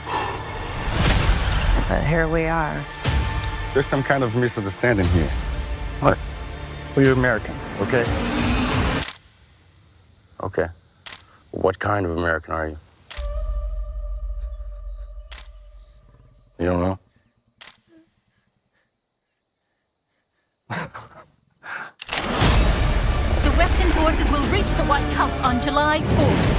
Oh my God. Get in the car! Get in the car! Move, move, move! You're gonna hang back. this is gonna be such a meme like 200 years from now. It'll be like mommy, daddy, what had to happen? Well, the Americans, they made movies entertaining about the collapse of America. Well, you never know, like, or like 100 years from now, and the United States is significantly more successful than it is today. What were they doing 100 years ago? Well, they were making society collapse memes. I'm not hanging back. One nation under God, indivisible, with liberty and justice for all. Go, go, go, go, go!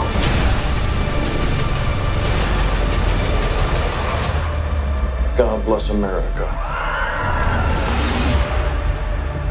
Civil War. I don't even know if anybody would know what they're going to war for if the United States did go to civil war. Like, everyone's too intertwined. I don't know if it's not like back in the old days where there was the South and the North and you kind of had a division between them and it was really easy. It's not really the way the world is nowadays. Civil War was written and directed by Garland, who's known for the sci-fi hit Ex Machina, as well as Annihilation and the recent folk horror Men. He also wrote the hit British zombie film 28 Days Later. A24 is producing the film along Gregory Goodman, as well as DNA's Andrew McDonald and Alan Wright. The film's logline simply states, a race to the White House in a near future America balanced on the razor's edge. Quite how the fall of America goes down remains to be seen, but it looks as though real-life husband and wife, Clemens and Dunst, will encounter each other at some point. A nice reteaming after the pair star together in The Power of the Dog, as well as Season 2 of Fargo. Offerman, meanwhile, previously worked with Garland on the high-concept sci-fi series Devs. A recent poster for the Civil War teased the dystopian future of America, with troops dug on the torch of the statue. With troops dug in on the torch of the Statue of Liberty. The new trailer pushes this further, revealing the President of the United States approved airstrikes on American civilians in an attempt to crush the ongoing uprising of the Western forces and the Florida Alliance. A chilling thought. I don't know if the West could go to war. Yeah, seems, yeah. I know it's not supposed to be super realistic, but kind of a hilarious thought. Gonna be a lot of very aggressive people walking out of that theater, though, if they watch this. A lot of aggressive people. Which American are you? Are you a real American? Or are you not real American? Sorry, that was not a... I don't know if that was racist or not. All right. Let's go take a peek on Twitter and see what we have today. Sammy, now that we've had it for a while, what does the community think of this? What does the community think of the Lucio skin? Culprit, it's a nationalist. You know what? And I, not to get too, well, let's get political, whatever. I'm okay with nationalism. Okay, there's irrational nationalism, which I obviously think is not a very good thing. Like irrational nationalism, like bleeds into where like propaganda and fake news comes from, right? Quote unquote fake news, depending on what side you're on. But like to simply say that your country is like the best country, and I know it does. Once you start to like discount, I don't know, it's difficult. I understand it's a word that's used as like a it's a word that's used almost derogatory in some sense, but I don't know. Maybe I just grew up with too many video games, man. Maybe I just grew up with too many like world building and best at what? Best at whatever you think your country's the best at. That's what I mean. Nationalism is literally about the best. Is like it's just being really, really proud of it. Then say that. Yeah, that's what I mean. Okay, so there's like irrational nationalism where you're like, I am the best at this thing, and you simply push that impression out on people and not really give either context or also to simply assume you have total authority over a certain concept, right? That's there. But to simply be like, our way is the best way, the way that we do it, like isn't that like the difference between like slave owners and not slave owners, where like the not slave owners were like, this isn't American, we believe in America? Like maybe that's like an incorrect, maybe I'm using the incorrect words on that. Maybe nationalist isn't the correct definition on that in any way. But when somebody else over there owns a human being and uses them for labor, I think going, hey bro, our dudes over here are really good. Here's a fucking gun.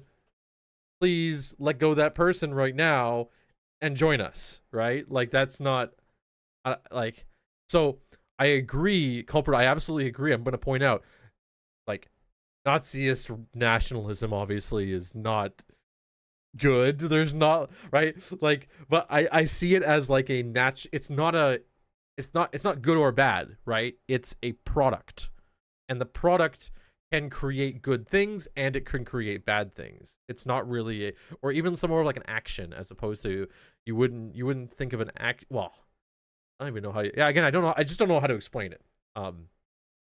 Right? Like if the United States went the way of China and went, oh, my chat's reconnecting. Hopefully my thing isn't setting up, whatever. But if the United States went the direction, yeah, my Twitch chat just reconnected. If the United States went the direction where a bunch of people literally started voting to throw people in prisons because of their own political views, and started voting to, and started enacting like direct levels of slavery or direct levels of political manipulation of people, then I can see like, why not? Why would why right? Like, is it not but you know what I mean? Like, it's not, again, not a good result. I'm never saying these are good results, as much as I'm seeing this perspective from like a video game geography kind of nerd, where it's like, well, you have two locations, people born in one location, people born in the other location, like irrelevant of what I'm doing, irrelevant of my feeling of the current situation. The more societies you have, the more that stuff is going to happen, and I think society should be proud and protective of certain properties, but also too, those protections could be evil things, right? Those things that you're proud of could be evil things, and there could be justifying them. So again, I'm not moralizing it, just pointing out like that's a property. It's not really a total negative. And also, like, if you think of like Japan being nationalist, in a sense, they can kind of get away with it without it being, they can get away with being nationalist without being nationalist, right? So anyways, how's it going, Ben? Sorry, we're talking about weird stuff with Lucy up on the screen. But we just watched like a crazy, I don't know, it makes me feel uncomfortable. I'll point out, we're gonna go back, just the Civil War movie, I'll just say, Culprit, it makes me uncomfortable. Okay? Like, I'm trying to like justify it. That's, my brain is trying to like put it into the correct spot to like figure out like how is this movie, why does this movie not feel good? Right? But, you know, it's a movie. Weird shit happens. It just doesn't, I don't know. It's a weird one. Can't have a civil war. I again, like, not a statement on it. Like, again, it makes me feel like just the movie itself makes me feel weird about it. But yeah, I think we have to be able to step back out of it too and really like third party it, right? And go, you know, why would this happen? Not necessarily asking why something happens doesn't mean that the good thing would be, you know, it would be good or it would be bad. Culprit said it would be slaughter when the government has military back. Yes, but it depends on how it breaks down. Depends on how lines break down, right? Like, if it goes the way of any like crazy dictatorship, the military backing, farmers are OP in war. No, engineers are OP in war. Engineers are OP in war. Farmers are OP in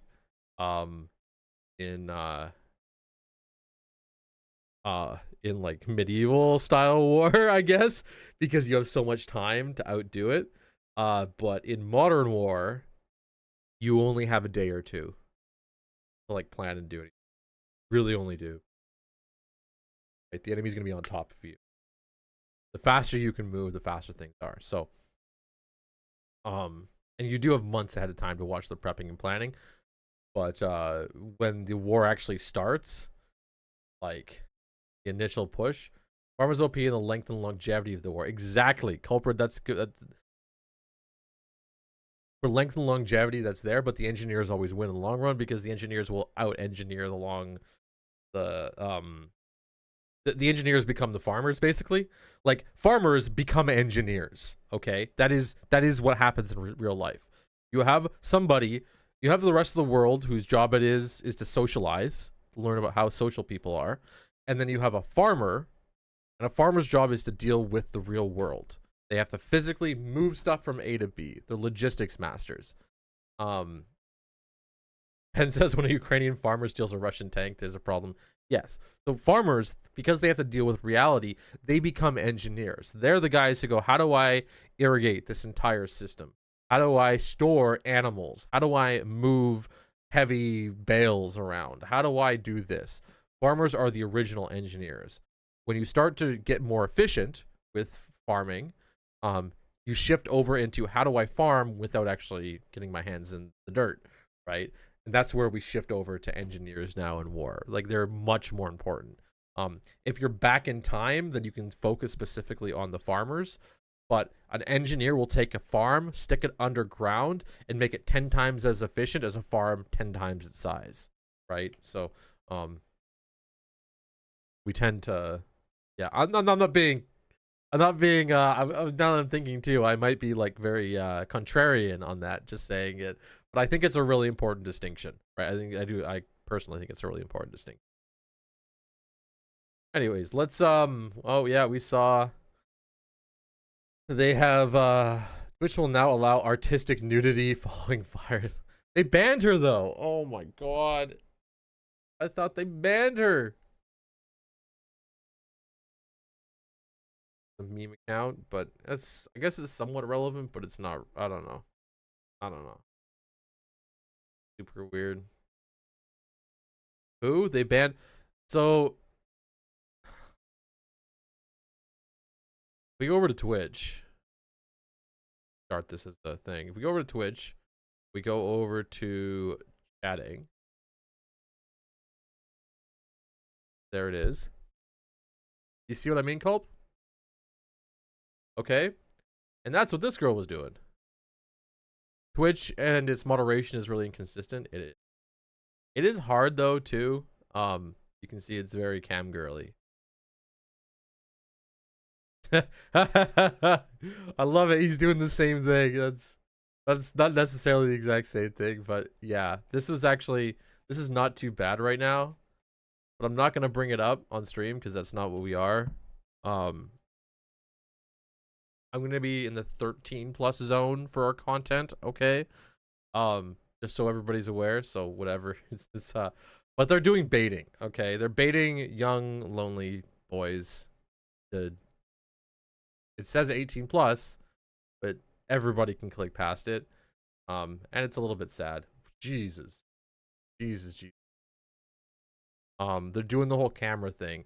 So this is what this is. This is what the whole debate is behind, right? Like, it's like, well, if I can wear a bikini top, technically, and they usually are wearing some kind of bikini or something on underneath it, but it's not really, I don't know if it's Twitch content, but who am I to say? Who am I to say what's Twitch content and what isn't Twitch content? Twitch content is Twitch content. And if they want to be more adult themed, and they want people to push the limits. So for example, too, the big thing is like, why is this like adult-ish theme content? But also, how can it be labeled 18+, but then have the thumbnail of the thing sitting right there? And yes, like I said, I know, Ben, you're younger too, so I'm going to call you out here anyways. Yeah, you know, like booby streamers, it's like, ooh, right? This isn't totally 18+. It's not, you know, but it's stuff I've seen on movies and whatever, right? I've seen bigger cleavage in the what's it called? the Marvel movies, right? But it's still, I don't know. It's a really awkward place to be in. And they did ban her. They totally did ban her, because she was doing stuff like this. But we can see that, yeah, that Twitch is somewhat okay with it with that other lady there at the very top section. I don't know. It's weird. It's kind of creepy. And I don't know if anybody who does it is very, they might not have a healthy relationship too with online content. That's all I'll say.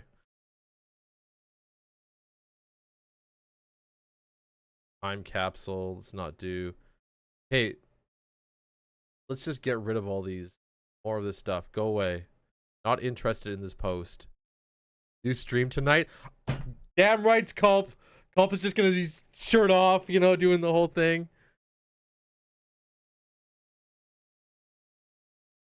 No.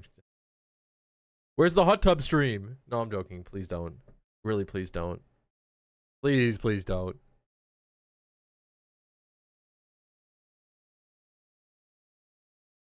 How couples meet in the US. You have bigger breasts than most of them. Thanks. Thanks for that image, Culp. Before you post anything, please read. 1 second here. Post. I'm going to call Mr. Evil Toaster out. Let's take a look. Before you read anything, please read the article which put out, because if you see this and you want to immediately react, no, this is absolute clickbait, as Dexteros does.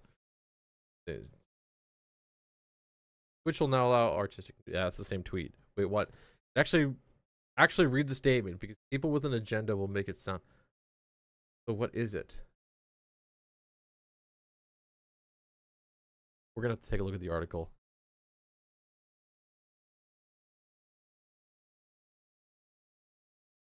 Oh, our music. Where did our music go? I turned it off, didn't I?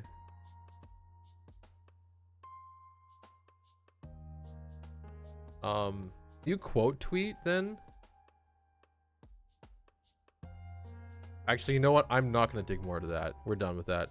Evil Toaster called you out on that? Technically, we'll take a look and see. I didn't make any confirmation on it. I just read the tweet. I just gave you guys context as to what this was, what was going on with it. So don't give me that. I didn't report nothing. I barely even commented. I just went, oh, is that what's happening? This seems weird. Here's the context. You can go into, we're streaming on YouTube. You can rewind that biatch. Okay, you can't catch me on that, Culp. You can't catch me on that, buddy.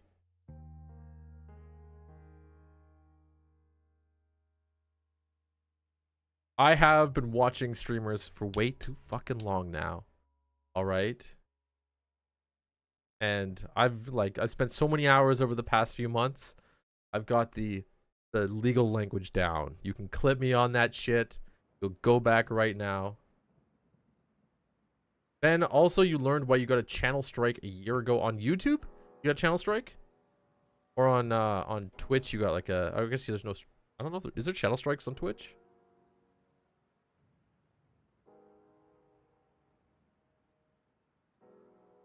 Ooh, we have Mudahar calling out the quartering.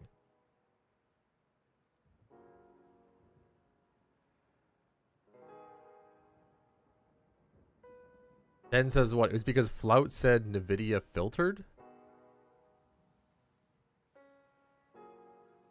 Oh, a channel strike for... That's hilarious.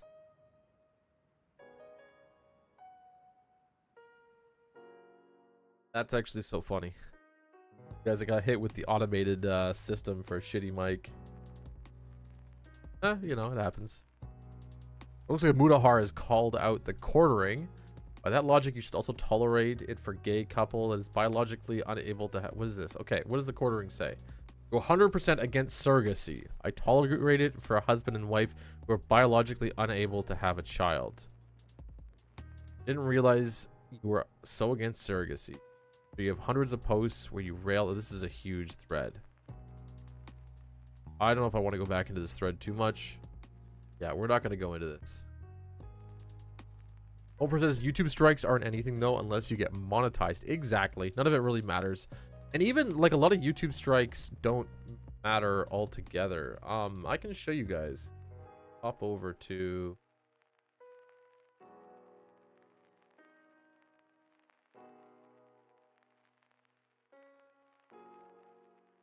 I go over to my Sulack account. I have a few warnings.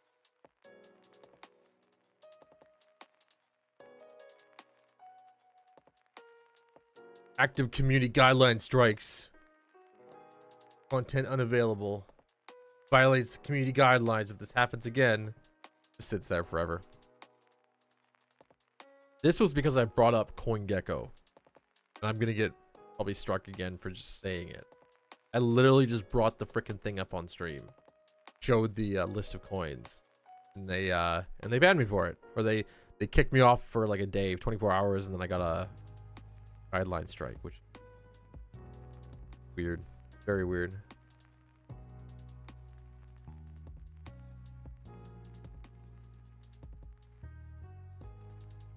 Ben says you don't like singing a warning and then removing it on January the 5th. Yeah, you know, it's good to hear. I heard they were going to remove it a long time ago, but it's been a while. Members threatened to... the heck? No, we're not going to watch that. This AO fights? Yeah, let's... not interested. Not interested, not interested. New EU rules needed to address digital addiction. Oh, is the EU trying to make the internet nicer for all of us? Not gonna do this. Man caught spiking his... okay. This is more reaction bait. Central Pennsylvania. Not interested. The Mr. See, like, I want to make sure that my feed is mostly people. Now we're getting to it. The Mr. Epic still got it started. There's only one. There's only one Australian 1.8 practice PvP server left, and it's rare to see it above 10 to 15 players online. Nobody plays it. Nobody plays it. I tried 1.9 PvP servers again tonight. I couldn't stand it. I was so bored after only a few fights. I'm gonna be devastated when 1.8 servers fade away. And the reason why 1.8 servers fade away is because it sucks. The old battle system, the old fighting system, the old combat system in Minecraft is terrible. Anybody who says any different is just going off of nostalgia. It's because it's so abusable. Okay, that's really it. People's setups change on how much they can abuse certain features and functions. It does come off as depth, but when you have mechanics that are like invisible to the player, and I know it's a little weird. A lot of Minecraft's combat issues come from tick rate right now. Like tick rate, 20 ticks is not good enough for any type of combat in any type of game where you have to be looking at least like 60 ticks to match a 60 frame system, but 64 ticks really. But then a lot of systems also too will go up to like, oh, there are 128 tick servers in Counter-Strike, for example, that you can get. Yeah, I'm sure it's fun, and there's a lot of cool stuff involved with the old combat in Minecraft, but I don't, like, it is dead because it's dead. That's basically it. It is dead because the combat in Minecraft sucks in general, and the super fast clicking stuff that used to be in there, it's removed for a reason. And it's not only unfair, but it's silly. Ben, you saw, you're guessing you saw the Google versus Epic Games lawsuit result? I did not. Let me take a look. What is this? Peek. Google versus Epic Games antitrust. Epic wins antitrust lawsuit against the Play Store. December 13th. Let's take a look at this.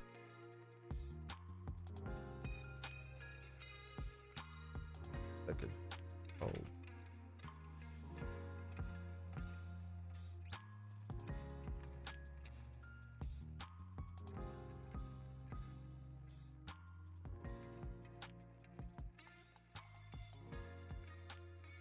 Okay. Epic wins its antitrust lawsuit against the Play Store. What does this verdict mean for Google? San Francisco.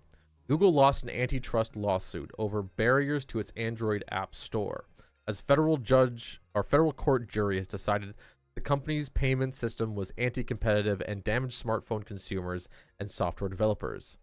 It's a blow to a major pillar of Google's technology empire, but it's a win for Epic Games, the maker of the popular Fortnite video game that brought the lawsuit, and analysis said for the broader video game developer community.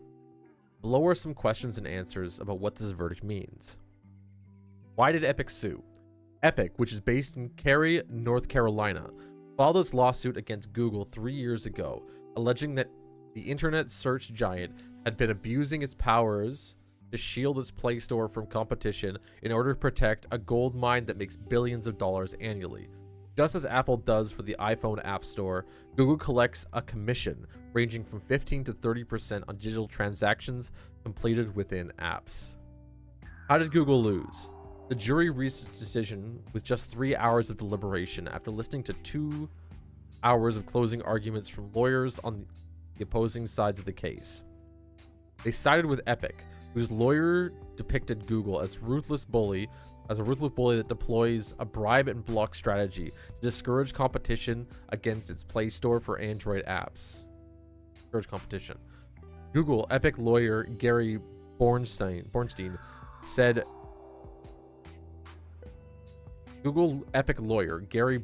said makes it too cumbersome or worrisome for consumers to download Android apps from other distribution outlets than the Play Store. Google makes it a challenge to put a competitor on the phone powered by Android, Bornstein said. If competition were a race, it's like Google gets to run on a nice smooth track and everyone else has to run on quicksand. In its original lawsuit, Epic and Google prevents app distributors from providing Android users ready access to competing app stores.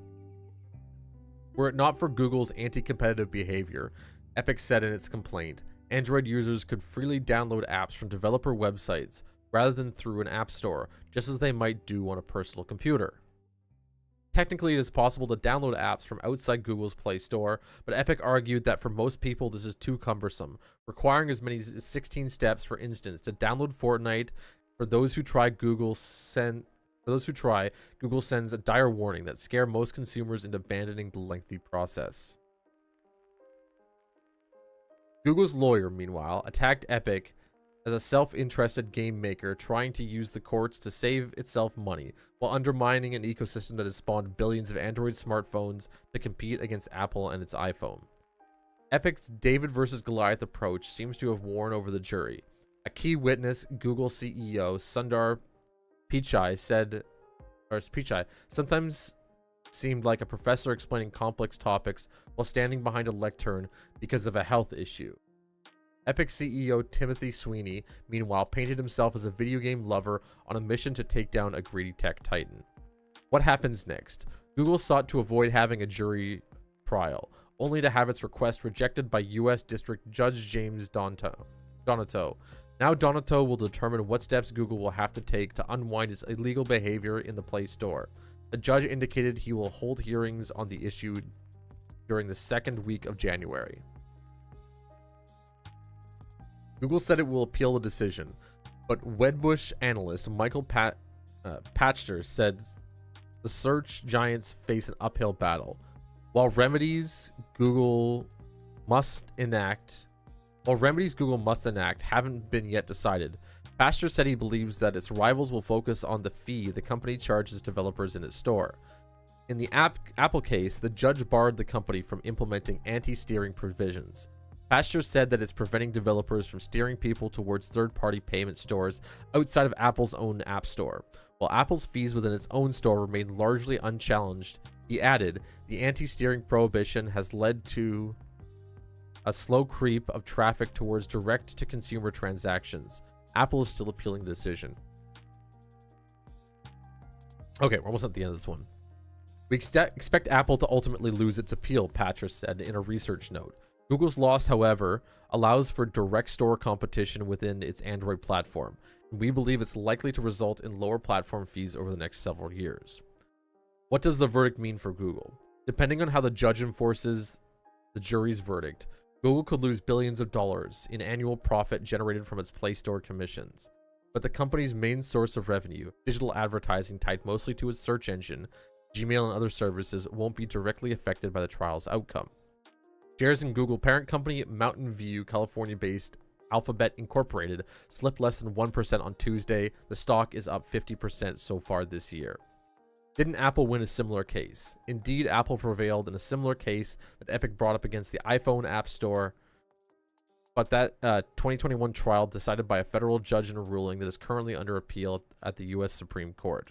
The 9-person jury in the Play Store case apparently saw things through a different lens. Even though Google technically allows Android apps to be downloaded from different stores, an option that Apple prohibits on their iPhones. Okay. Well, one of the big things that happened, and I'll give you guys some history on this, is that when Fortnite got really big, they started pushing back against the 30% fee that most app platforms were charging to use their platform, because Fortnite was just like losing 30% of their revenue straight to Google, who was all they were doing is kind of providing the servers for some systems, and that's really it. So this was in 2020, yeah, Ben says. So it looks like Google's going to get hit over and over again. As I've heard from many ex-Google employees, Google has been totally taken over by marketing people. And marketing people don't think about rules. They don't. They think, oh, I can do this thing, and therefore let's add this into the system. And that's where people are pushing up against right now. We can see possibly too, Google is, at least with Google now putting our location data locally on our systems, Google might be coming across that barrier where they are now being held responsible for all of the data that they are using, the data that they are basically hoarding, all the information, the software that they are hoarding, and they probably don't want that.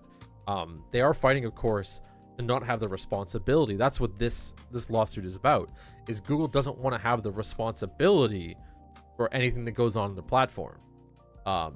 They just want to take the money and let it run as is, and then make it really difficult for people to use other platforms. Now that they have to take their responsibility, hopefully we see Google open up as a tech platform and allow services to interact with it in a much more natural way. But again, this is one of those things that we're just going to have to see. We're just going to have to wait and watch the result of it. And maybe other app stores become more popular than Google's App Store in the future. Who knows? We'll see.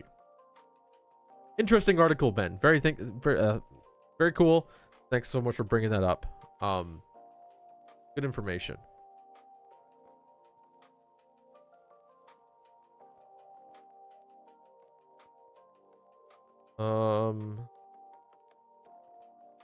One second here.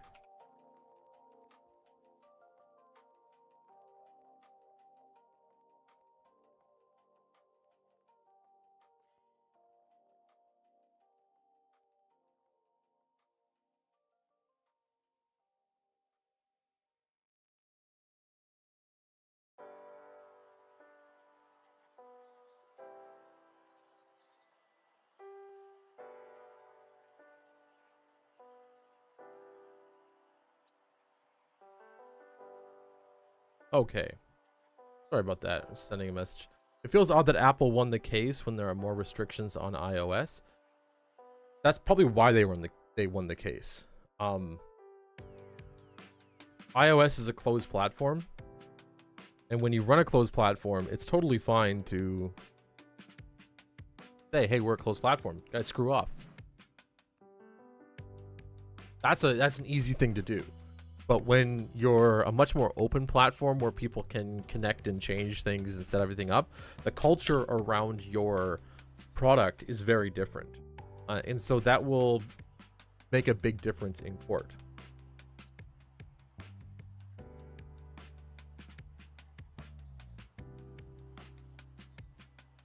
You always have to understand the context of the product. So, there are some services out there that are not necessarily vital, but they're not allowed to work in other markets because once they move into other markets, they become predatory. The question is, like, what makes a product predatory? That's really hard to say. But if you do everything inside your own building and it's your own services and the liabilities are all set out, you can pretty much get away with any business. You can have a business that's an empty room. People come sit in the middle of the room, pay you $100 and they leave. That is a totally legitimate business, right?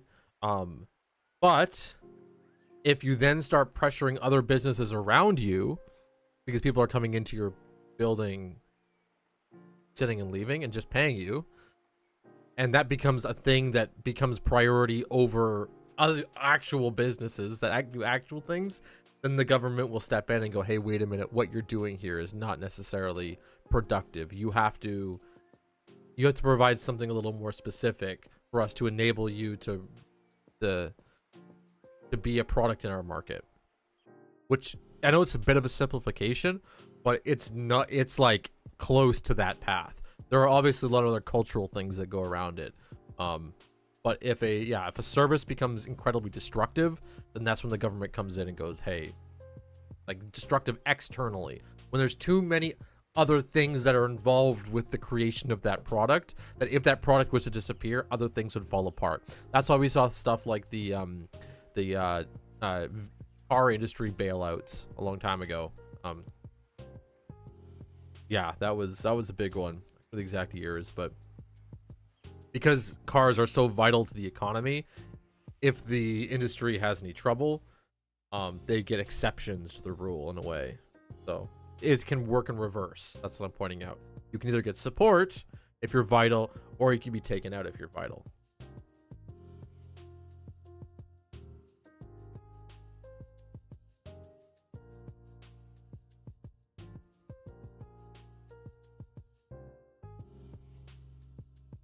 All right, let's go take a look at YouTube.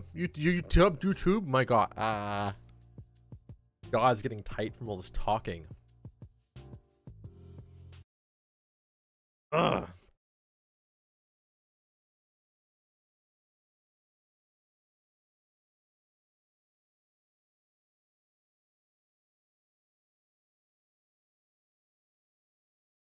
Okay.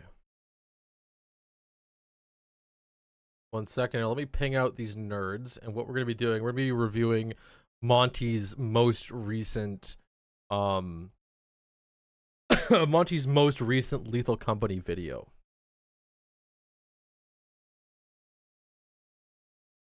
Which is somewhere here. Where is it? Where is it? Where is it? It's somewhere in the list. Sorry, guys. Where is, what the frick? All the way up the list. There we go. Monty. Okay, just a few seconds here, guys. We're going to start our other segment stuff. Thingamajiggy.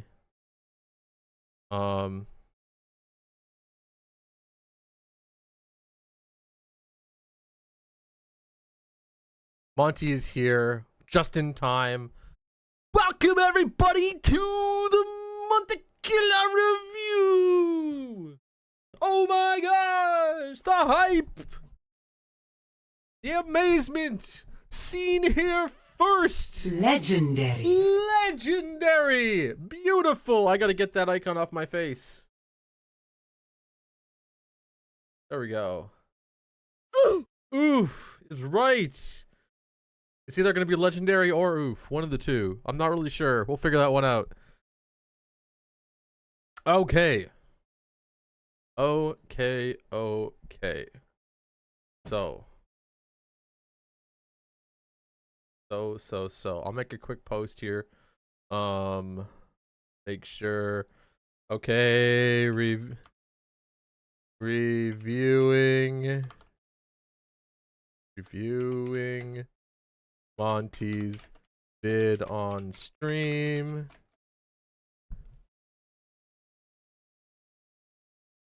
I'm done my news reads if you want info. Okay.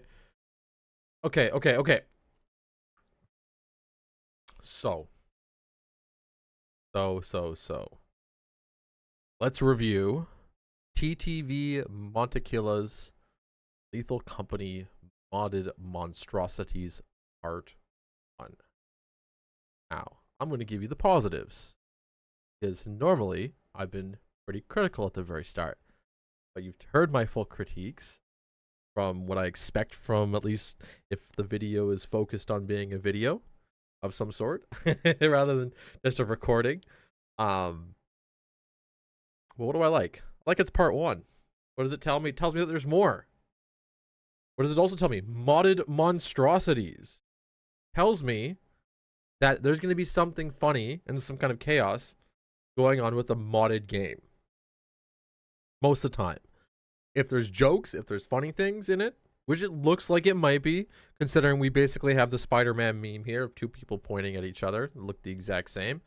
I kind of like that. I don't know if that's the purpose of the reference, but that's what's going on. We have...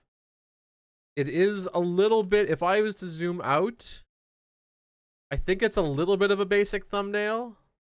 So I don't know if I'd click on it directly. It looks a little bit like... You can zoom these guys in quite a bit so that it's like chest level and that they're pointing at each other to fill up a lot of this space, but we have a lot of red space.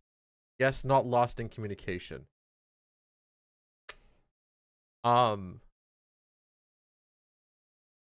Okay, I give this like, it's like a 6 out of 10 thumbnail, right? We know a little bit about what's going on. That's kind of that's my point.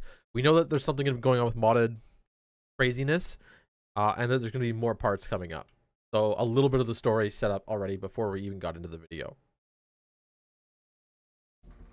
Hey guys, Monty here. Hi, Today Monty. we are playing Modded Lethal Company. The mods we have make our characters more interesting and make it so we can have more than 4 of us playing the game at the same time. Make sure to stick around to the end of the video to see if we make quota and when we get out alive. I like it. Good stuff. Good introduction, right? But how else can we define this? How else can we say the same amount of things but be a little more detailed? Okay, we're gonna stop this quite a bit because I like the start already, which means I get to talk more about the construction of the video from its storytelling aspect. Let's do it again. Let's play the game at the same time. Make sure to stick around to the end of the video we have make our characters more interesting and make it so we can have playing Modded Lethal Company. The mod like Modded Lethal Company. Good. One piece of information. We have make our characters more interesting. Make our characters more interesting. How do they make them more interesting? They allow our characters to wear some funny hats. They allow our characters to have extra abilities. What are they? And make it so we can have more than 4 of us playing the game at the more than 4 players. Cool. More information. Same time. Make sure to stick around to the end of the video to see if we make quota and when we. I love that. Make sure you're sticking around to the end of the video, you know, to make sure we meet quota. Right? A little bit of like a larger perspective on the story of what's going on. Get out alive. And yeah, and are you gonna? Perfect. Okay, very good. This is a very good start. You've set an environment. You've set a scene. You've set a goal. I think we can be a little more efficient with the display or the presentation of what you're doing. Right. Also, quickly, why do you have the menu here? I don't know. Why not have like gameplay footage or clips in the background while you're doing that? Right. Like, you've seen my Scraps intros, a million of them. There's stuff going on because this is like an intro kind of thing, right? Same time. I understand the static background as Make sure to stick around to the end of the video to see if we make quota. Way better. When we get out alive. Way better. Way better than I've seen. Are you gonna get us? I got a walkie too. Okay. We have a dance corner now. Oh, dance corner, I love it. Oh, we got a delivery. Oh, that's the flashlights, right? Yeah, probably. I got them all. Okay, so we started out. You basically told me initially that the funny part is going to be that it's modded and that there's going to be more players than what you're regularly used to inside Lethal Company. So this is a good chaotic scene where everybody's hanging out and getting to know each other. We do also have this opportune moment to frame what we're going to be doing next, right? Or what is the purpose of everybody hanging out at this point in time? Right? Like, really, we have to ask every single frame, what is the story that's being told? The story that's being told is right now, you're going to go pick up some stuff from the ice cream truck, right? That's fine. But how does that build into the next story? Swarm back to ship. Swarm back to ship. We're gonna have to do a head count each time we leave because we have so many players. Wait, this is cursed. Oh, they're floating. Our items are floating. We're running out of the daylight. Alright. We can move. Yeah. Sounds good. Let's get curious. So, Can I have a walkie? Go left. So I love the introduction. We're like, Monty, we already see like a scale of multiple points higher in terms of your video quality right now. Like in terms of quality of story, in terms of quality of world. So this, I love. We're not even a minute in, and I've spent like 5 minutes already talking about it, but I like it. We're going in a good direction. Oh. I'm death and move. Skip the boring part. All right, this is Monty. Can you hear Who's me? in my group? There's Death and who else? It's gonna be Death the parkour. Okay, there's two. I'm here. Hello? Alright. It's very dark down here. You guys gotta go help me. Alright, follow me, Steve. Steve, and then where's Death? Ready, let's go under. Alright, we got Kieran. Hello? Alright, let's go. Does Sulack have a mic so we can call stuff that he's Vector just down the hallway from you. What I was Hang on, I'm gonna go drop stuff off real fast, Steve. Just stay right there and drop some stuff off. This is a little bit chaotic right now. Yes, we have ourselves going into something scary, but I'm still, as a viewer, I'm like still in the intro phase. I don't know what's going on, right? What are you guys searching for? What moon are you on? Are you scared of any monsters that you might meet? What type of monsters might you meet? Any mods that change the monsters that you might meet? Right? I know on this run, what we were playing, we had the More Monsters mod. So why not mention it? Do a little voiceover. Just something as like a quick Ben's saying, as someone who has no idea what Lethal Company is, he's feeling very overwhelmed. That is exactly it, right? We want to start to guide ourselves through this story. There's so much going on, so many people talking. So we have our high level story. Voice crack. Jeez, we have our high level story going, which is good. But the individual segments, individual bits, right? Like play it for the bit. But you know, we're okay. Can you open YouTube? What the fuck was that? Well, it looks like he's found a key, so if we go near him, he's gonna get kissed.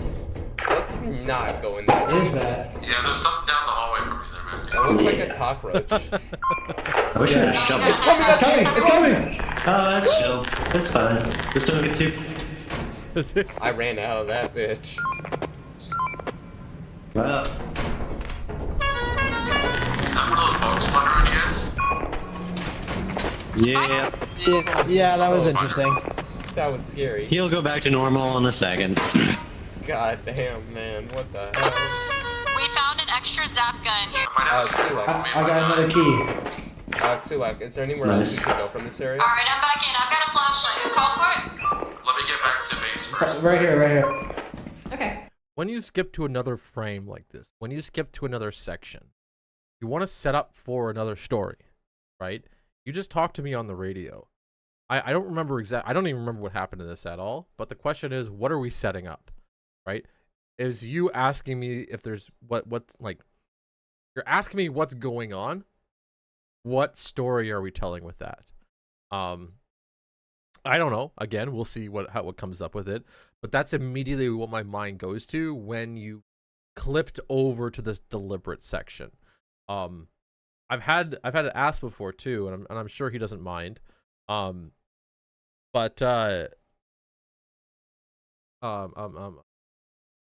It's Moon. Oh my gosh, I can't remember the last section. Moonlit Vibes, I think is the name.